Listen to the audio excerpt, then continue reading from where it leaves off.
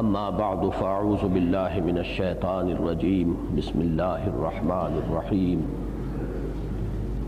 رب اشرح لی صدری ویسر لی امری واحلل عقدۃ من لسانی یفقہوا قولی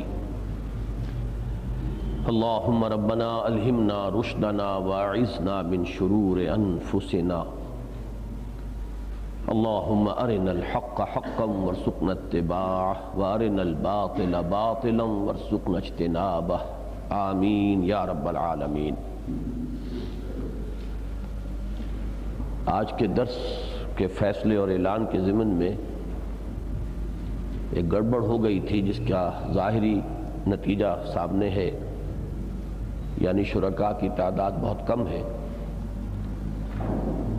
اصل میں میرا ذہن تو یہی تھا کہ واپسی کے فوراً بعد جیسے ہی خطاب جمعہ کا سلسلہ شروع ہوگا اس درس کا سلسلہ بھی دوبارہ شروع ہو جائے گا، لیکن یہاں ایک سیمینار ہونے والا تھا جہاد افغانستان کے بارے میں، اس کے منتظمین نے بہت زور دیا، وہ آج اس وقت ہونا تھا، تو میں نے ان سے وعدہ کر لیا تھا، لہٰذا یہ فیصلہ کرنا پڑا کہ ابھی اس ہفتے یہ درس شروع نہیں ہوگا۔ چنانچہ کل یہاں جمعے میں بھی اس کا اعلان ہو گیا کہ درس نہیں ہوگا، لیکن کل نماز جمعہ سے قبل مجھے وہاں بتا دیا گیا مسجد دارالسلام میں کہ وہ سیمینار ملتوی ہو گیا ہے، لہذا وہاں میں نے اعلان کر دیا کہ درس ہوگا، تو اس طرح ایک غلط فہمی پیدا ہوئی۔ بہرحال میں نے اس کا ازالہ یہ کیا ہے کہ ہم آج آگے نہیں بڑھیں گے سورہ حدید کے درس کے ضمن میں، بلکہ اب تک ہم نے جو 25 آیات اس سورہ مبارکہ کی پڑھی ہیں، یعنی میرے سفر سے قبل جن کا درس ہو گیا تھا، آج انہی پر ایک نگاہ بازگشت۔ اس کے ضمن میں سوچتا رہا کہ کیا شکل اختیار کی جائے، اس لیے کہ اس سورہ مبارکہ کا میرے ذہن و قلب پر بڑا گہرا تاثر ہے،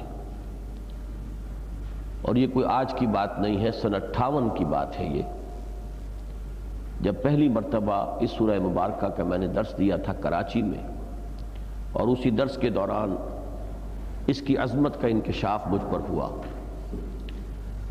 اب آپ یوں سمجھئے کہ 30 برس ہونے کو آئے ہیں، اس دوران میں نے اس سورہ مبارکہ کا 12 درس دیا ہے، لیکن کبھی بھی طبیعت نے سیری محسوس نہیں کی ہے کہ جو کچھ اس کا حق ادا ہونا تو خیر بہت دور کی بات ہے، جو کچھ میں اس کے بارے میں کہنا چاہتا ہوں وہ کہہ پایا ہوں۔ مجھے اصل میں اس مرتبہ لندن میں ایک صاحب سے ملنے کا موقع ہوا، انہوں نے مجھے یاد دلایا کہ تم نے سن 58 میں یہ درس ساہیوال میں دیا تھا، وہ ساہیوال کے رہنے والے ہیں، منٹگمری کے، جو اس زمانے میں منٹگمری کہلاتا تھا، تو وہ اپنی اس تاثر کو بیان کر رہے تھے جو اس سورہ مبارکہ کے درس سے خود ان کے ذہن اور قلب پر واقع ہوا تھا۔ بہرحال جو حضرات میرے دروس میں شرکت کرتے رہتے ہیں اور کیسٹس بھی میرے ان کے علم میں ہیں، ان کو معلوم ہے کہ غالباً 6 دنوں میں ہم نے اس سورہ مبارکہ کا درس بمشکل مکمل کیا تھا جناح ہال میں، روزانہ غالباً 2.5 گھنٹے کے درس کی صورت میں، اور 15 گھنٹے میں بمشکل ہم اس کی تکمیل کر سکے تھے۔ البتہ اس مرتبہ لندن میں نے 2.5 گھنٹے کے 4 درسوں میں اس سورہ مبارکہ کا بیان اجمالاً مکمل کیا ہے۔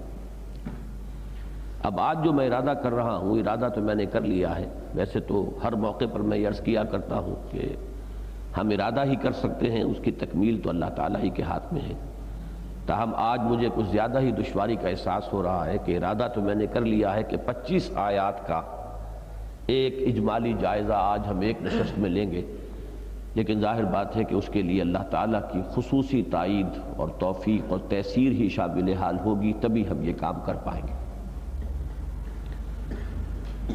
اس سلسلے میں یہ بھی سوچتا رہا کہ اس کا طریقہ کیا اختیار کیا جائے۔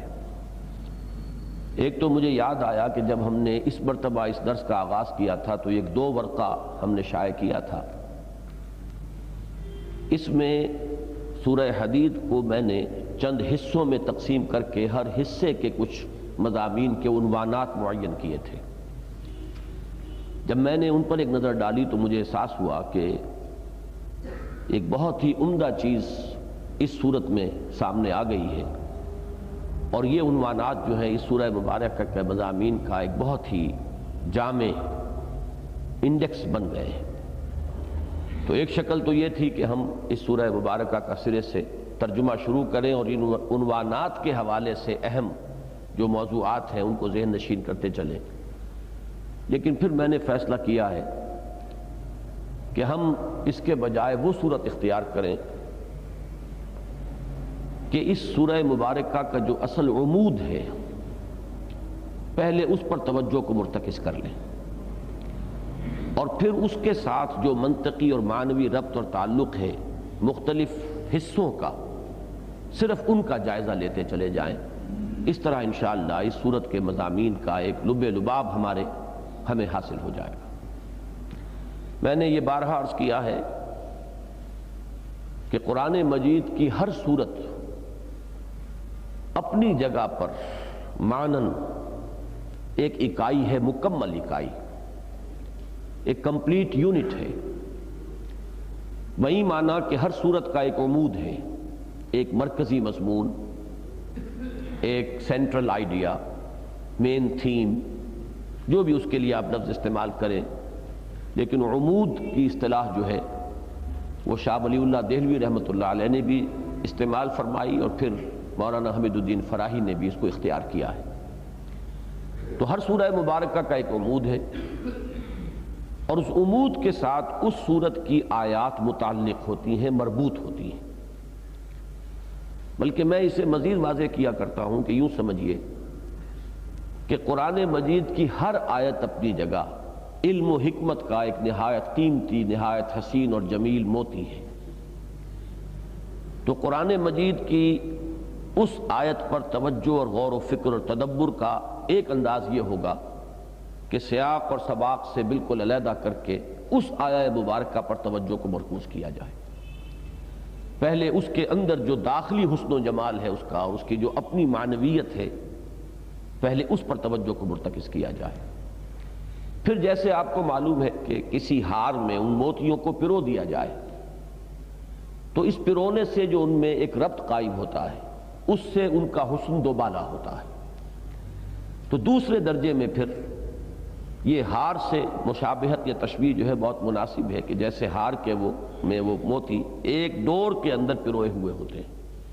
یہ ڈور گویا کہ وہ ایکسس ہے یا تھیم ہے یا عمود ہے جس میں ان موتیوں کو پرو دیا گیا ہے۔ تو اب اس اعتبار سے جو ایک نئی معنویت سامنے آتی ہے، اب اس کو سمجھنے کی اور اسے ذہن نشین کرنے کی کوشش کی جائے۔ تو ہمارا درس جو بالعموم ہوتا ہے وہ تو پہلے انداز میں ہوتا ہے کہ ہر آیت پر غور ہو، اس کے ایک ایک لفظ پر توجہ کی جائے، وہ اپنی جگہ پر جو ایک شہر معنی ہے اس کے مختلف گوشوں کو، پہلوؤں کو خوب اچھی طریقے سے امکانی حد تک ان کی سیر کی جائے۔ لیکن آج ظاہر بات ہے کہ ایک نشست میں جب ہم 25 آیات کا مطالعہ کرنا چاہتے ہیں تو یہ شکل ممکن نہیں ہے۔ عملی شکل یہی ہوگی کہ ہم دوسرے پہلو پر اکتفا کریں کہ اس کے عمود کو معین کریں، اور پھر اس کے ساتھ جو ربط اور تعلق ہے مختلف آیات کا، بلکہ آیات کے بجائے بھی مختلف جو حصے ہیں اس سورت مبارکہ کے مضامین کے، ان کو سمجھ لیا جائے۔ آج ہم اسی پر اکتفا کریں گے۔ تو سب سے پہلے آپ اس سورہ مبارکہ کی آیت نمبر 25 نکال لیجئے۔ یہ اس سورہ مبارکہ کا عمود معین کرتی ہے، اور یہ جو 2 ورقہ آپ کو تقسیم ہوا ہے اس میں سے بھی اس آیت کے بارے میں جو 3 عنوانات معین کیے گئے ہیں انہیں بھی اپنے سامنے رکھ لیں۔ اور اس سے پہلے کہ ہم الفاظ مبارکہ پر غور کریں، ایک میں تمہیدی بات عرض کر دوں۔ دین کے ہمارے معاشرے میں متعدد تصورات اس وقت رائج ہیں۔ ایک خالص ریچولسٹک تصور بھی ہے، خالص رسوماتی تصور، چند اعمال ہیں، چند افعال ہیں، ان کے ظاہر کو مضبوطی کے ساتھ تھام کر بیٹھے ہوئے ہیں، اس کے سوا بقیہ پوری زندگی میں کوئی سروکار نہیں ہے، کوئی ریفرنس نہیں ہے کہ دین کیا چاہتا ہے۔ پھر یہ کہ ہوتے ہوتے ان افعال و اعمال کا بھی صرف ظاہری چھلکا رہ جاتا ہے، ان کے اندر بھی جو مغز ہے، جو ان کی اصل معنویت ہے، اس کی طرف توجہ نہیں ہوتی۔ یہ ایک خالص ریچولسٹک کانسیپٹ ہے۔ میں اس کے برعکس ایک تصور کے لیے جو دین کا میرے نزدیک صحیح تصور ہے، 4 الفاظ آپ کے سامنے رکھنا چاہتا ہوں۔ ان الفاظ کو پہلے ذہن نشین کریں۔ 2 انگریزی کی اصطلاحات ہیں، ایکٹیوسٹ کانسیپٹ یا ڈائنامک کانسیپٹ آف اسلام۔ اس کو اردو یا عربی میں اگر آپ منتقل کریں گے تو اسلام کا انقلابی یا تحریکی تصور، ایکٹیوسٹ اینڈ ڈائنامک، اور انقلابی اور تحریکی۔ یہ تصور کیا ہے؟ فی الجملہ اسے سمجھ لیجئے کہ دین اپنے ہر ماننے والے سے یہ مطالبہ کرتا ہے کہ وہ ایک سہ منزلہ عمارت تعمیر کرے۔ اس عمارت کی بنیاد ایمان ہے۔ پہلی منزل پر 4 ستون ہیں، نماز، روزہ، حج اور زکوٰۃ۔ ان میں اہم ترین ستون عماد الدین نماز ہے۔ اس کے بعد پہلی چھت آتی ہے اسلام، اطاعت، عبادت، ہمہ تن ہمہ وجوہ اللہ کا بندہ بن جانا، سر تسلیم خم، total submission to the will of God. جو حکم ہو سر آنکھوں پر، جس چیز سے روک دیا جائے رک جائے، جس چیز کا حکم دیا جائے بجانا۔ ما آتاکم الرسول فخذوہ وما نہاکم عنہ فانتہوا۔ اب ظاہر بات ہے کہ رسول بھی اپنے جی سے تو کچھ نہیں کہتے۔ وما ينطق عن الهوى ان هو الا وحی یوحیٰ، وہ وحی خفی ہو یا وحی جلی ہو، اس کا منبع اور سرچشمہ تو ذات باری تعالیٰ ہے۔ تو اب یہ 4 الفاظ جو ہیں، اسلام، اطاعت، تقوی اور عبادت، ٹوٹل اوبیڈینس، پرستش جمع بندگی، ہمہ تن بندہ بن جانا، اس کی محبت کے جذبے سے سرشار ہوگا۔ یہ پہلی منزل ہے۔ دوسری منزل، اب اسی کی دعوت، اسی کی تلقین، اسی کی تبلیغ، اسی کا پرچار، اس کو دوسروں تک پہنچانا۔ اس کے لیے لفظ تبلیغ بھی ہے، اس کے لیے لفظ دعوت بھی ہے۔ ادعو الی سبیل ربک، اس کے لیے امر بالمعروف اور نہی عن المنکر بھی ہے۔ کنتم خیر امۃ اخرجت للناس تأمرون بالمعروف وتنہون عن المنکر ولتکن منکم امۃ یدعون الی الخیر ویأمرون بالمعروف وینہون عن المنکر وَأُولَٰئِكَ هُمُ الْمُفْلِحُونَ۔ اس کے لیے جامع ترین اصطلاح شہادت، حجت قائم کر دینا، گواہی، کہ لوگ اللہ کے ہاں یہ عذر پیش نہ کر سکیں کہ اللہ ہمیں معلوم نہیں تھا۔ اس درجے تک حجت قائم کر دینا، اگنورنس پلیڈ نہ کر سکیں کہ ہمیں پتہ نہیں ہے۔ جب تک یہ حجت قائم نہیں ہوتی، جو اصل میں مقام مقصود و مطلوب ہے وہ حاصل نہیں ہوتا۔ اس درجے میں دعوت، اس درجے میں تبلیغ، اس درجے میں نشر و اشاعت، اللہ کے پیغام کا اس طریقے سے عام کر دینا، اس طرح اس کو مبرہن کر دینا، اس کو دلائل کے ساتھ، اس کو موعظہ حسنہ کی شکل میں، اس کو جدال حسنہ کی صورت میں اس طرح روشن کر دینا کہ یہ نہ کہا جا سکے کہ ہم تک بات پہنچائی نہیں گئی، ہمیں تو معلوم نہیں ہوا۔ رسلا مبشرین و منذرین لئلا یکون للناس علی اللہ حجۃ بعد الرسل۔ اس کے لیے لفظ شہادت علی الناس، اور 2 جگہ قرآن مجید میں جیسے امر بالمعروف نہی عن المنکر کو قرار دیا گیا کہ وہ امت مسلمہ کا مقصد وجود ہے، مقصد تاسیس ہے، کیوں بنائی گئی یہ امت، اس میں 2 اصطلاحات آئی ہیں، یا امر بالمعروف اور نہی عن المنکر جو میں بیان کر چکا، اور یا شہادت علی الناس۔ سورہ حج کے آخر میں فرمایا لِيَكُونَ الرَّسُولُ شَهِيدًا عَلَيْكُمْ وَتَكُونُوا شُهَدَاءَ عَلَى النَّاسِ، اور سورہ بقرہ میں فرمایا وَكَذَلِكَ جَعَلْنَاكُمْ أُمَّةً وَسَطًا لِتَكُونُوا شُهَدَاءَ عَلَى النَّاسِ وَيَكُونَ الرَّسُولُ عَلَيْكُمْ شَهِيدًا۔ یہ دوسری منزل ہے۔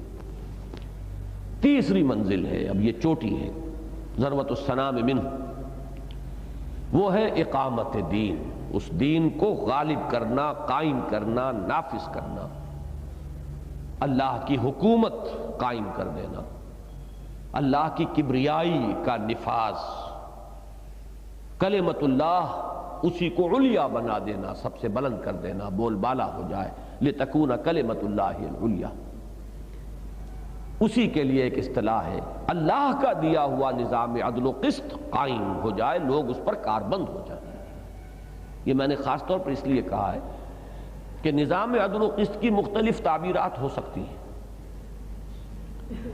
مثلا جس زمانے میں یورپ میں بادشاہت کے خلاف جد و جہد ہو رہی تھی اور لوگوں کے حقوق کی بازیافت کے لیے کوشش ہو رہی تھی، تو ایک تصور سامنے آیا کہ یہ بادشاہت اور یہ جاگیرداری ظلم ہے۔ کچھ لوگ زمین کے مالک بن کر بیٹھ گئے ہیں اور باقی انسان جو ہیں وہ ان کے کمی کاری، ان کی رعیت بن کر رہ گئے ہیں، ان کی ملکیت بن کر رہ گئے ہیں، ظلم ہے۔ اب ظاہر بات ہے کہ جس معاشرے میں جس ظلم کا بھی تصور ابھرے گا، اس کا شعور پیدا ہوگا، اس کے مقابلے میں کوئی تصور عدل بھی آئے گا۔ یوں ہونا چاہیے، انصاف کا تقاضا یہ ہے، اور اس کے لیے جد و جہد ہوگی، پھر کشمکش ہوگی۔ اسی طریقے سے جب سرمایہ داری کی ایک لعنت مسلط ہوئی تو پھر ایک شعور ابھرا کہ یہ تو سرمایہ داری جو ہے سرمایہ لعنت بن گیا ہے، اس نے تو انسانوں کو مفلوج کر کے رکھ دیا ہے۔ ایک کارخانے دار گویا کہ مالک بن گیا قسمتوں کا، مزدور کی کوئی حیثیت نہیں ہے۔ اب یہ بھی ایک شعور ابھرا کہ یہ ایک ظلم ہے، ناانصافی ہے، یہ صحیح ڈیلنگ نہیں ہے، فیئر پلے نہیں ہے۔ اس کے بالمقابل ایک تصور عدل ابھرا۔ اس تصور عدل کے لیے پھر وہی کشمکش، وہی جد و جہد، وہی انقلاب۔ تو کوئی نہ کوئی تصور عدل ہوگا، کسی نہ کسی ظلم کے پس منظر میں اس کا ایک شعور جو ہے ابھرے گا اور اس کو قائم کرنے کے لیے جد و جہد ہوگی۔ یہی دنیا میں انقلابوں کی تاریخ جو ہے ایک نٹ شیل میں آپ اس کا خلاصہ یہی نکال سکتے ہیں۔ تو اسی لیے میں نے کوالیفائی کیا اللہ تعالیٰ کا دیا ہوا نظام عدل و قسط ہمارے لیے محض عدل و قسط جو ہے مجرد اصطلاح وہ نہیں ہے، بلکہ اللہ کا عطا کردہ نظام عدل و قسط، اس کے قیام کی جد و جہد، اس میں تن من دھن لگا دینا۔ اب یہ ہے ایک کانسیپٹ 3 منزلہ عمارت کا۔ یہ تو یقیناً ہے کہ انسان چلے گا نیچے سے اوپر کی طرف، قدم بقدم بڑھے گا، لیکن یہ کہ اس کی نگاہ جمی رہنی چاہیے کہ مجھے وہاں جانا ہے۔ یہ اگر ہوگا تو پھر وہ ابتدائی مراحل کو طے کرتے ہوئے گم ہو کر نہیں رہ جائے گا کہ اسی کا ہو کر رہ جائے۔ جیسے تصوف میں آپ نے سنا ہوگا، پڑھا ہوگا کہ جو محققین ہیں وہ یہ وارن کیا کرتے ہیں کہ اس راستے میں کچھ مکاشفے شروع ہو جاتے ہیں، مشاہدے شروع ہو جاتے ہیں۔ یہ مکاشفات اور مشاہدات اور یہ کرامات، یہ اس راستے کی آفات ہیں، یہ اپنے اندر جذب کر لیتی ہیں۔ بڑی دلچسپی محسوس ہوتی ہے آدمی کو، مجھے یہ معلوم ہو گیا، انہیں معلوم نہیں ہو رہا، مجھے یہ نظر آیا، ان کو یہ نظر نہیں آیا۔ اب اگر اسی میں گم ہو گیا تو اصل منزل اس کی کھوٹی ہو گئی۔ یہ تو یوں سمجھیے کہ درمیانی در حقیقت صرف ایسے مراحل ہیں کہ ان سے بالکل نگاہ جو ہے انسان ان کی طرف کیے بغیر آگے گزر جائے، یہ مقصود نہیں ہے، مطلوب نہیں ہے۔ تو ہر لیول کے اوپر شیطان کا بھی معاملہ یہ ہوتا ہے کہ شیطان ہر شخص کے ساتھ کوئی ایک ہی تدبیر اختیار نہیں کرتا، وہ کسی کو تو کلیتاً روکے گا راہ حق سے، کسی کو ہو سکتا ہے کہ وہ کسی اگلی منزل پر جانے سے روکنے کے لیے پہلی منزل ہی کے اندر اسے گم کر دے، اسی میں اس کو لذت ایسی محسوس ہونی شروع ہو جائے، اتنا لطف آنے لگے، اتنا سرور، ایسا کیف ہو جائے کہ وہ اسی میں مگن ہو کر رہ جائے، اسی میں گم ہو کر رہ جائے، اس سے آگے کی اسے توجہ ہی نہ رہے۔ جیسا کہ آپ کو معلوم ہے بعض اوقات وہ نوافل میں لگا دیتا ہے تاکہ فرائض سے غافل کر دے۔ نوافل، نفل بہت اونچی بات ہے یہ، لیکن یہ کہ نوافل میں آپ کا ایسا انہماک جس سے فرض سے غفلت ہو جائے تو یہ تو آفت ہے، یہ تو شیطانی وسوسہ ہے۔ اس کا مطلب یہ ہے کہ تصور جو ہے برعکس ہو گیا، پورا تصور ڈسٹارٹ ہو گیا۔ تو اب اس تصور کو سامنے رکھیے کہ یہ ہے تصور کہ جو اس آیہ مبارکہ میں سامنے آ رہا ہے۔ ابھی ہم اس آیت کے الفاظ پڑھیں گے، لیکن میں تمہیداً یہ عرض کر رہا تھا کہ اب اس سے انحراف کی 2 شکلیں ہیں۔ ایک انحراف جو بالعموم ہوتا ہے وہ تو یہ ہے جس کو میں نے ابھی ابتدا میں ریچولسٹک کہا ہے، یہ جو تن من دھن لگانا کھپانا اسلامی انقلاب یا اقامت دین یا اللہ کے عطا کردہ نظام عدل و قسط، اس میں ان کو صرف کرنے کی بجائے آدمی ذرا سا پیچھے ہٹتا ہے۔ کیوں؟ دنیا کی محبت، مال کی محبت، اولاد کی محبت، اپنی جان کا عزیز ہونا۔ وہ جو مصرع ہے کہ راہ مشکل ہے اور جان عزیز، راستہ کٹھن ہے لیکن جان بھی عزیز ہے، اس کی وجہ سے ذرا آدمی جب نیچے گرتا ہے تو اس کے گرنے کی پہلی منزل کیا ہوگی؟ نماز، روزہ، حج، زکوٰۃ انسان کر رہا ہے، حلال اور حرام پر بھی کار بند ہے، اب باقی جو اپنی توانائیاں اور قوتیں ہیں وہ دنیا کے حصول کے لیے ادھر ڈائیورٹ ہونی شروع ہو جائیں گی، بجائے اس کے کہ وہ لگے انقلاب کے لیے، اقامت دین کے لیے، وہ لگیں گی دنیا بنانے، کمانے، جائیداد بنانے، کاروبار جمانے، یا اقتدار کے حصول، حیثیت اور وجاہت کے حصول کی طرف۔ یہ کیفیت جب آتی ہے تو لازماً انسان کے اندر ایک احساس ہوتا ہے، یہ دوسری منزل ہوگی اس کے گرنے کی، بہت سی مشکلات سامنے آئیں گی، کیا کیا جائے، حالات ایسے ہیں، سود کے بغیر تو چارہ نہیں ہے، اس کے بغیر تو کاروبار نہیں چلتا، جھوٹ نہ بولیں تو حساب کتاب غلط نہ رکھیں تو انکم ٹیکس والے جان نہیں چھوڑتے، وہ اصل بھی ہمارا جو ہے ختم کر کے اور پورے کاروبار ہی کا وہ فاتحہ پڑھوا دیں گے۔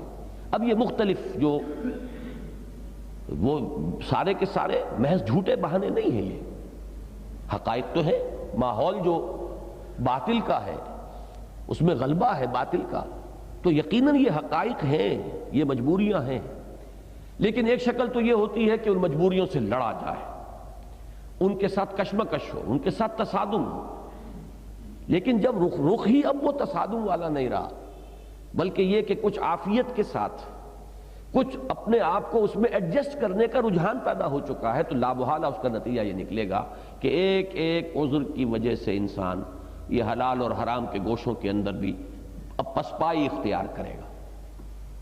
جب یہاں انسان آ جاتا ہے تو پھر اب وہ خالص ریچولسٹک اسلام رہ گیا، نماز روزہ ہے، اور وہ بسا اوقات ایسا ہوتا ہے کہ وہ خوب ہوتا ہے، پھر وہ جو دل کی خلش ہے وہ اس کو مٹانے کے لیے اس میں اور زیادہ ایمفیسس ہوتا ہے۔ اب ہر سال حج کریں گے تب دل کو تسکین ہوگی کہ یہ جو کچھ حرام خوریاں ہم کرتے رہے ہیں یا جو کچھ غلط کام ہو رہے ہیں ان سب کا ہر سال جو ہے حساب صاف ہوتا رہے۔ یہ سارا کچھ جو ہوتا ہے یہ اس کی بھی نفسیاتی وجہ یہ ہے کہ جب رہ ہی یہ گیا ہے تو اب اس میں تو اوور ایمفیسس ہوگا، تب وہ کچھ دل کو تسلی ہوگی، کچھ اطمینان ہوگا، تو اب یہ ایک خالص ریچولسٹک کانسیپٹ جو ہے مذہب کا وجود میں آ جاتا ہے۔ یہ ایک رخ ہے انحراف کا، اس ڈائنامک یا ایکٹیوسٹ یا تحریکی یا انقلابی کانسیپٹ جو ہے دین کا، اس سے انحراف کا ایک رخ یہ ہے۔ یہی رخ ہوتا ہے اکثر و بیشتر، یہی وجہ ہے کہ اس سورہ مبارکہ کے اکثر و بیشتر حصے میں اسی رخ کا ذکر ہے۔ اسی رخ کی انتہا ہے منافقت، جس پر کہ اس سورہ مبارکہ میں بڑی ہی بصیرت افروز آیات آئی ہیں۔ اچھا، دوسرا رخ ایک اور ہے، وہ ابھی ہم نے حصہ نہیں پڑھا ہے، 4 آیات جو ہیں اب باقی جو رہ گئی سورہ مبارکہ کی، اس میں دوسرا رخ آتا ہے۔ یہ دوسرا رخ جو ہے وہ یہ ہے کہ انسان دنیا سے کنارہ کشی کرے، کونے خدرے میں بیٹھ جائے۔ ایک تو یہ ہے کہ لگے ہوئے ہیں دنیا کمانے میں، بنانے میں، سجانے میں، مزین کرنے میں، آسائشوں کو جمع کرنے میں، مال و اسباب کو جمع کرنے میں۔ ایک یہ ہے کہ وہ یہ نیکی کا ایک دوسرا رخ ہے، یہ بھی اس ایکٹیوسٹ کانسیپٹ سے انحراف ہے کہ کونوں خدروں میں بیٹھو، ترک دنیا، اللہ اللہ کرو، خانقاہوں میں بیٹھو، پوری زندگیاں کھپا دو، یا جاؤ راہب خانے آباد کرو، پہاڑوں کی غاروں میں، گپھاؤں میں، وہاں جا کے تپسیائیں کرو۔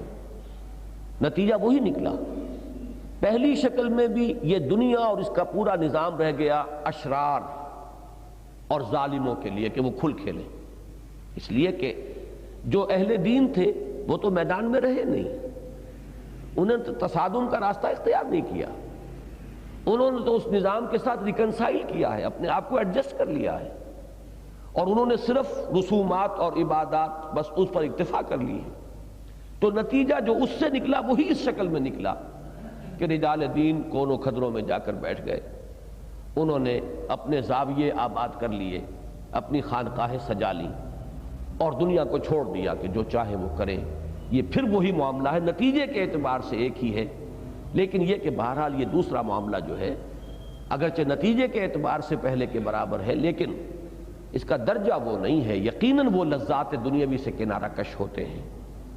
یہ رہبانیت کا نظام جو ہے اس کی مذمت اب آئے گی بقیہ 4 آیات میں، لیکن بڑا انداز کا فرق ہے، وہ جب ہم اگلے انشاءاللہ ہفتے کو وہ 4 آیات پڑھیں گے۔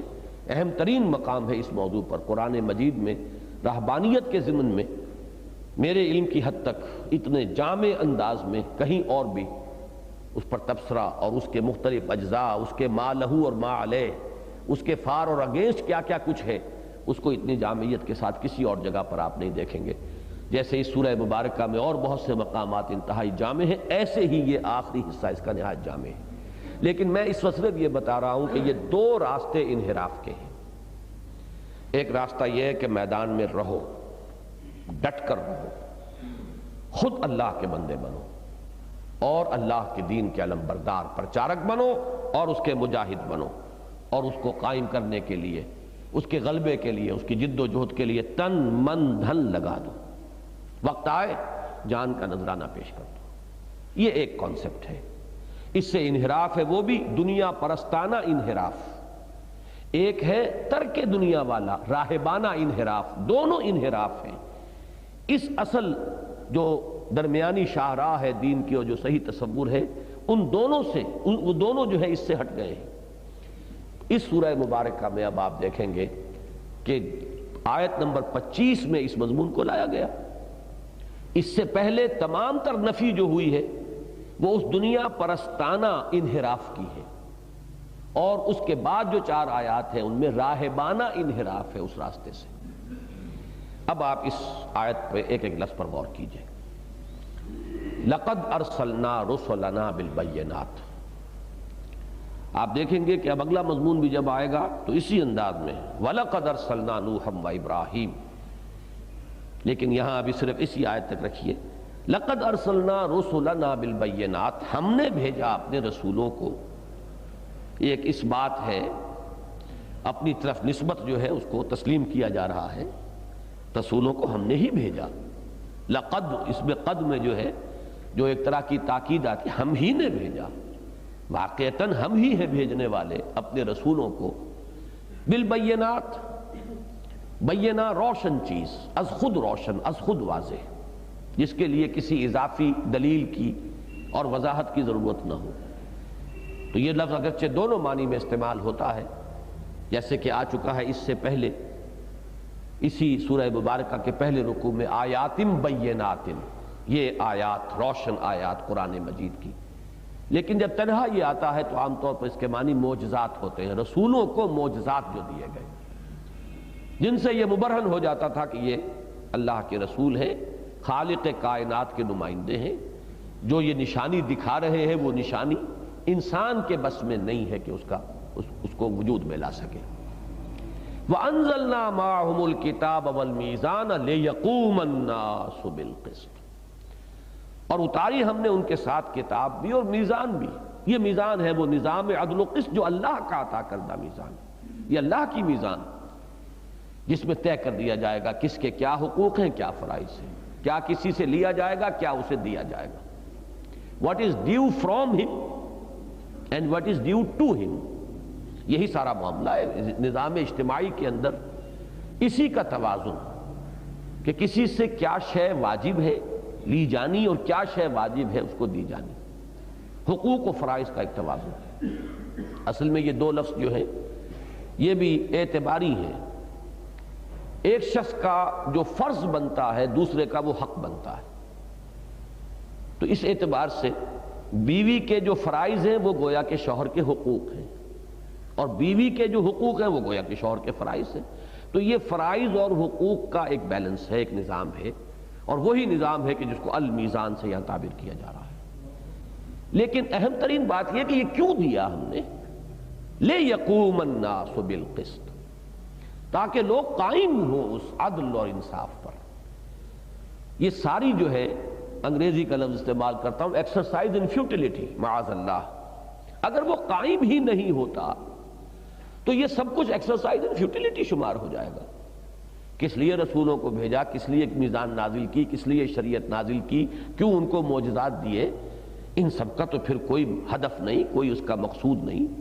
مقصود یہ ہے لِیَقُومَ النَّاسُ بِالْقِسْطِ، یہ لام سے جو اس کی غایت معین ہو رہی ہے، یہ سب کچھ ہم نے اس لیے کیا۔ لَقَدْ أَرْسَلْنَا رُسُلَنَا بِالْبَيِّنَاتِ وَأَنزَلْنَا مَعَهُمُ الْكِتَابَ وَالْمِيزَانَ لِيَقُومَ النَّاسُ بِالْقِسْطِ، تاکہ لوگ عدل پر قائم ہوں۔ پھر یہاں نوٹ کیجئے، میں پہلے عرض کر چکا ہوں، عدل سے مراد کسی اور کا اپنا کوئی ذہن کا گھڑا ہوا نظام عدل و قسط نہیں، اگرچہ یہاں پر لفظ عام ہے، لوگ عدل پر قائم ہوں، لیکن اس عدل کا تعین ہوگا میزان خداوندی سے، جو میزان اللہ نے نازل فرمائی، وہ عدل قائم۔ اس لیے کہ آج کل جو یہ بحث چل نکلی ہے قائد اعظم اور علامہ اقبال کے حوالے سے، اب 3 الفاظ تو نوٹ کر لیے ہیں لوگوں نے، اصول حریت و اخوت و مساوات، لیکن اخوت و حریت و مساوات کی ایک تعبیر وہ ہے جو سوشلزم پیش کرتا ہے، اسی حریت و اخوت و مساوات کی ایک تعبیر وہ ہے کہ جو کیپٹلزم یا سیکولرزم کے حوالے سے سامنے آتی ہے۔ تو محض الفاظ سے تو کوئی بات نہیں بنے گی جب تک یہ معین نہ ہو کہ اس کا فریم آف ریفرنس کیا ہے۔ اصول اخوت و حریت و مساوات کس معیار کے حوالے سے؟ تو جب تک کہ اس کے ساتھ کوالیفیکیشن نہ ہو کہ اسلام کے حوالے سے۔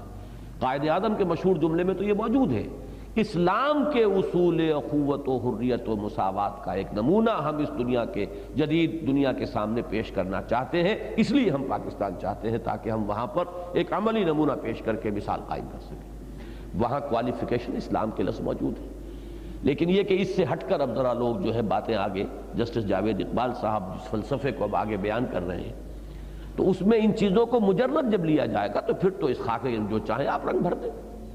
اخوت و مساوات و حریت کی تو مختلف تعبیرات ہو سکتی، تو اس لیے میں نے آج عرض کیا خاص طور پر کہ وہ میزان جو اللہ نے نازل فرمائی اس کے حوالے سے عدل و قسط قائم ہونا چاہیے۔ یہ ہے کہ وہ ہدف ہے آخری جس کے لیے یہ سارا کام اللہ نے کیا۔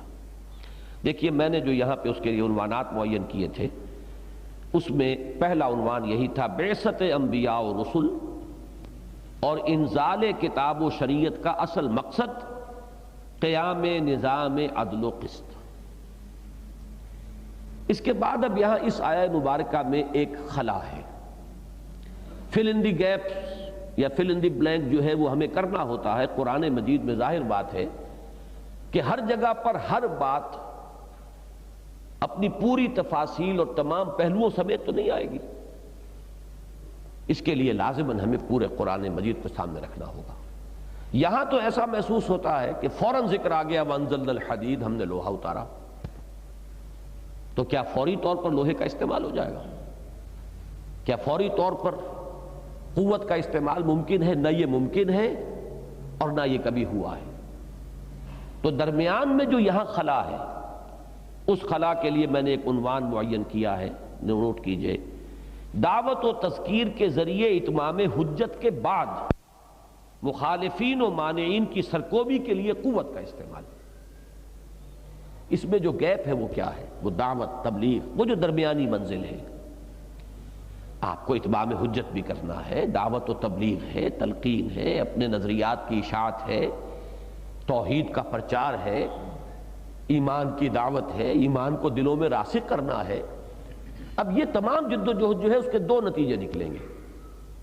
نمبر 1 یہ کہ اسی کے نتیجے میں تو آپ کو مین پاور ملے گی، جو سلیم الفطرت لوگ کھنچتے چلے آئیں گے، جیسے آپ نے کہیں مقناطیس رکھا اور لوہ چون جسے کہا کرتے تھے، وہ جو ہے کھنچتا آئے گا اس کی طرف۔ تو اگر آپ کی یہ دعوت، تذکیر، تبشیر، انذار، قرآن کے ذریعے سے اس فکر کا، انقلابی فکر کا پھیلانا، اس کی نشر و اشاعت، اسی کے نتیجے میں معاشرے کے اندر سے جن لوگوں کے اندر بھی سلامتی طبع ہے، سلامتی فکر ہے، جن کی فطرتیں مسخ نہیں ہو گئی ہیں، وہ جلد یا بدیر ادھر کھنچتے چلے آئیں گے۔ انہی سے اب قوت وجود میں آئے گی، انہی سے وہ طاقت جو ہے فراہم ہوگی کہ جو بعد میں اس لوہے کی طاقت کو استعمال کر سکے۔ ورنہ ظاہر بات ہے کہ محمد الرسول اللہ صلی اللہ علیہ وسلم نے جب دعوت کا آغاز فرمایا تو آپ کے پاس وہ طاقت موجود نہیں تھی. عصا نہ ہو تو کلیمی ہے کار بے بنیاد، لیکن وہ عصا تو محمد الرسول اللہ صلی اللہ علیہ وسلم کو خود بنانا پڑا، وہ طاقت فراہم کرنی پڑی. وہ قوت جو ہے اس کے لیے دعوت، تلقین، نصیحت، اس کے لیے تبلیغ، اس کے لیے ہر طرح سے ہر ممکن طریقے پر. آج یہ صبح فجر میں جو آیت آئی تھی لِيَقُولُوا دَرَسْتَ، تاکہ وہ پکار اٹھیں کہ آپ نے حق ادا کر دیا. اتنی تکرار کے ساتھ، اتنے اعادے کے ساتھ، اس طرح دہرا دہرا کر مختلف اسالیب سے، ایک پھول کا مضمون ہو تو 100 رنگ سے باندھوں، اس طریقے سے اس بات کو کھول دیا جائے کہ اشتباہ نہ رہ جائے، کسی شخص کو مغالطہ نہ رہ جائے، سوائے شرارت نفس کے، سوائے تعصب کے، سوائے ہٹ دھرمی کے، سوائے اس کے کہ انسان ظلم کے اوپر جو ہے وہ ڈٹا رہنا چاہتا ہو، اس کے سوائے کوئی مغالطہ نہ رہ جائے، مبرہن ہو جائے، بات روشن ہو جائے، کھل جائے، تاکہ جس کے اندر بھی کوئی رمق ہے سلامتی طبع اور سلامتی فکر کی وہ کھچائے. اس لیے یہ آسان کام نہیں ہے. مجھے وہ الفاظ یاد آ رہے ہیں، مختلف الفاظ آتے ہیں مختلف روایات میں، لیکن بڑے پیارے الفاظ ہیں جو ایک روایت میں آئے ہیں کہ جب حضور نے حجۃ الوداع میں سوال کیا تھا الا هل بلغت، تو جو جواب ملا تھا اس سے آپ کو اندازہ ہوتا ہے کہ کیا کس قدر اس کے لیے حضور صلی اللہ علیہ وسلم کو اور آپ کے ساتھیوں کو کتنا خون پسینہ ایک کرنا پڑا. انا نشهد انك قد بلغت الرسالة واديت الامانة ونصحت الامة وكشفت الغمة. ہاں ہم گواہ ہیں حضور صلی اللہ علیہ وسلم، آپ نے رسالت کی ادائیگی کا حق ادا کر دیا، آپ نے امانت کی ادائیگی کا حق ادا کر دیا، آپ نے امت کی خیر خواہی کا حق ادا کر دیا، آپ نے گمراہی کے اندھیاروں کو پھاڑ دیا، کشفت الغمہ. یہ تمام الفاظ بتا رہے ہیں کہ یہ ہے وہ دوسری منزل، دعوت، تبلیغ، تلقین، انذار، تبشیر، تذکیر، وعظ، نصیحت، دعوت بالحکمہ، دعوت بالموعظۃ الحسنہ، دعوت بالجدال الحسنہ. اب یہ تمام شکلیں اختیار کر کے تو یہ ہے درمیانی مرحلہ جو یہاں پر آیا. میں نے عرض کیا 2 نتیجے اس کے نکلیں گے. ایک اتمام حجت، کہ لوگوں کے اوپر حجت قائم ہو جائے، جو شریر شرارت کی بنیاد پر قائم رہے اسے بھی محسوس ہو کہ ہاں میں شرارت کی بنیاد پر قائم. یہ جو فرمایا گیا لِيُحِقَّ الْحَقَّ وَيُبْطِلَ الْبَاطِلَ، اور ساتھ ہی یہ کہ لِيَهْلِكَ مَنْ هَلَكَ عَنْ بَيِّنَةٍ وَيَحْيَىٰ مَنْ حَيَّ عَنْ بَيِّنَةٍ. اس طریقے سے احقاق حق ہو جائے اور اس طرح ابطال باطل ہو جائے، کوئی اشتباہ نہ رہ جائے کہ پھر جسے مرنا ہے وہ بینہ کے ساتھ مرے اور جسے جینا ہے وہ بینہ کے ساتھ جیے. اس کے بعد البتہ یہ تیسرا مرحلہ ہے. تو میں نے یہاں آج خاص طور پہ واضح کیا کہ اس آیہ مبارکہ کے مضامین میں درمیان میں یہ جو ایک بلینک ہے، جو ایک خلا ہے، اس کو پر کیجئے. اور میں آج اللہ کا شکر ادا کر رہا تھا کہ جب میں سرسری طور پر پڑھتے ہوئے میں نے یہ عنوانات اس وقت معین کیے تھے، لیکن یہ کہ یہاں وہ الفاظ جو آ گئے ہیں وہ بہت مناسب ہیں کہ دعوت و تذکیر کے ذریعے اتمام حجت کے بعد اب ایک طرف اس سے اتمام حجت ہوئی، دوسری طرف اس سے آپ کے پاس اب قوت جمع ہو گئی ان لوگوں کی جو اس معاشرے کا صالح عنصر تھا، وہ کھنچ کر آپ کے پاس آ گیا، جمع ہو گیا. اس کی تنظیم اور تربیت کے ذریعے، اس کے تزکیہ اور تعلیم کے ذریعے اب آپ کے پاس ڈیڈیکیٹڈ، ڈیووٹڈ، ڈسپلنڈ لوگوں کی اب ایک جمعیت موجود ہے. اب تیسرا مرحلہ آیا وَأَنزَلْنَا الْحَدِيدَ فِيهِ بَأْسٌ شَدِيدٌ وَمَنَافِعُ لِلنَّاسِ وَلِيَعْلَمَ اللَّهُ مَن يَنصُرُهُ وَرُسُلَهُ بِالْغَيْبِ.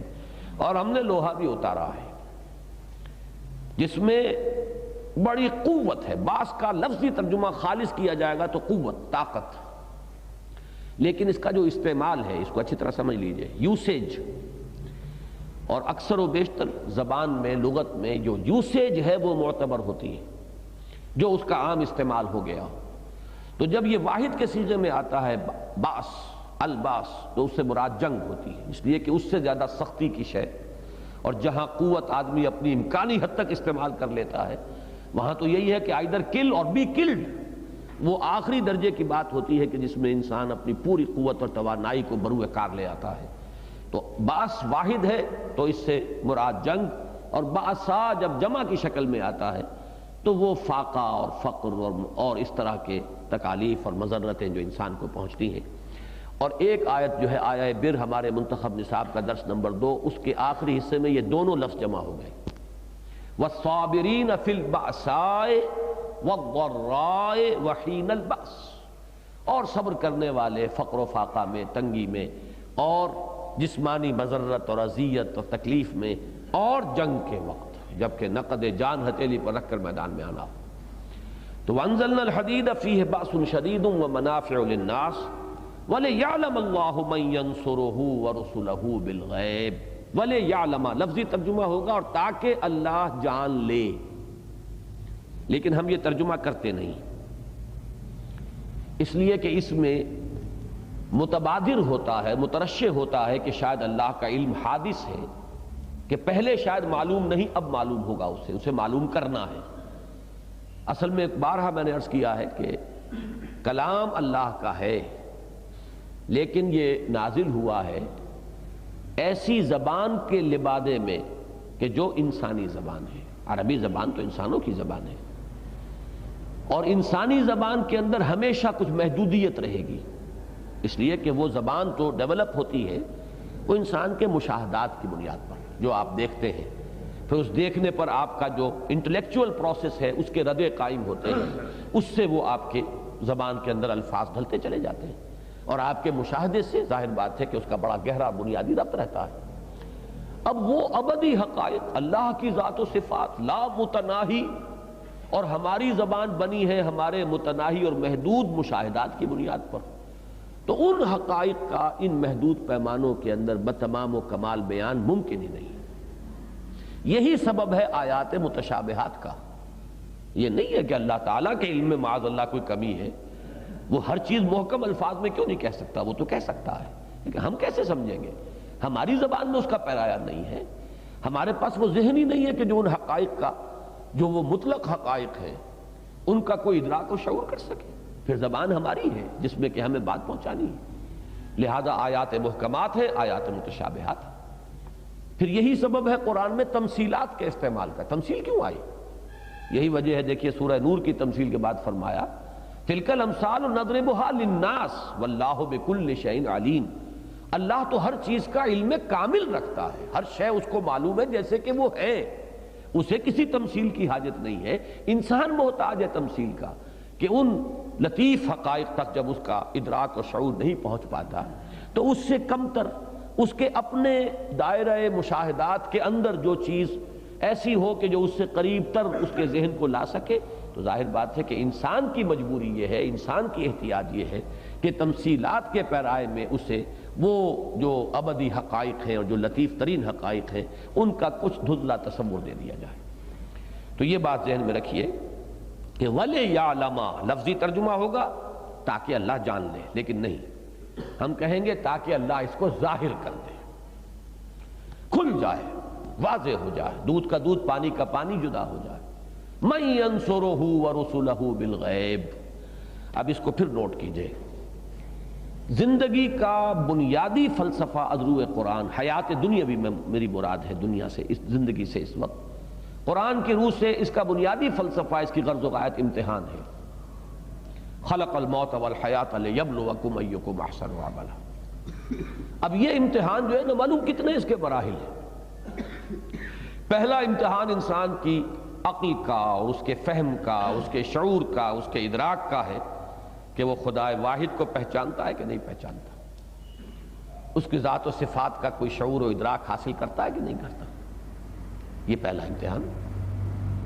دوسرا امتحان اب اس کے عمل کا امتحان ہے، اس کی سیرت و کردار کا، کہ اب وہ اس کے اوپر عمل کرتا ہے کہ نہیں کرتا، چاہے اللہ کی بات ماننے میں نقصان نظر آ رہا ہو، چاہے اللہ کے کسی منع کی ہوئی چیز میں بظاہر فوری نفع نظر آ رہا ہو، اس کو چھوڑتا ہے کہ نہیں چھوڑتا۔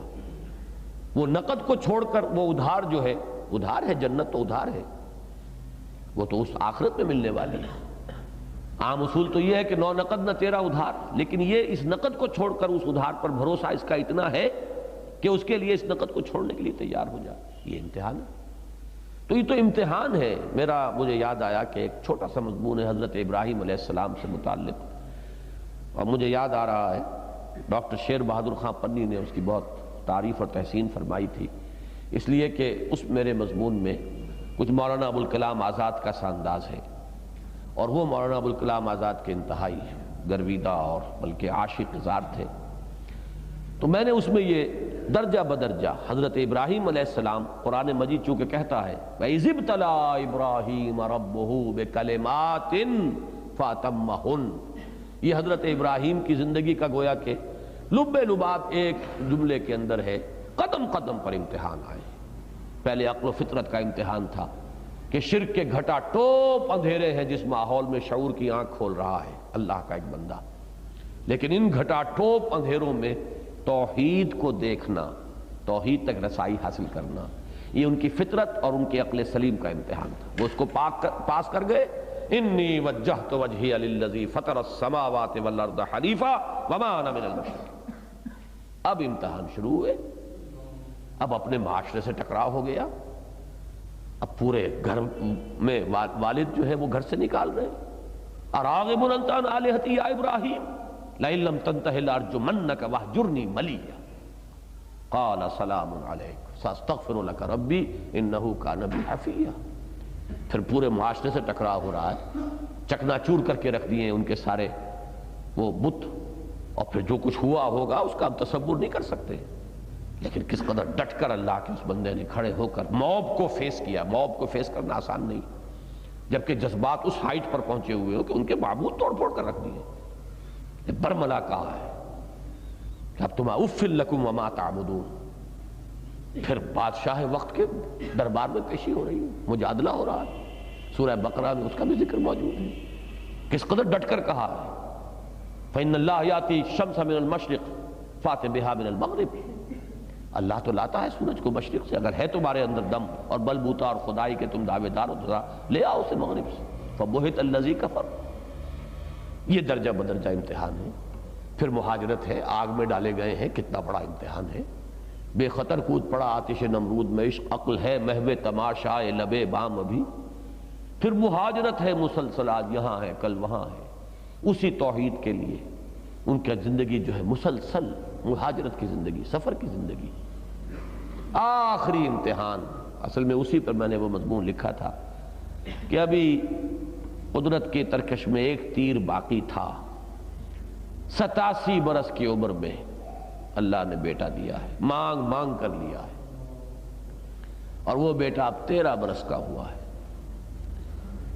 فلما بلغ معه السعی، جب کہ دست و بازو بنتا ہے بیٹا، برابر کا شریک ہو جاتا ہے بھاگ دوڑ میں، آخری امتحان لے لیا گیا۔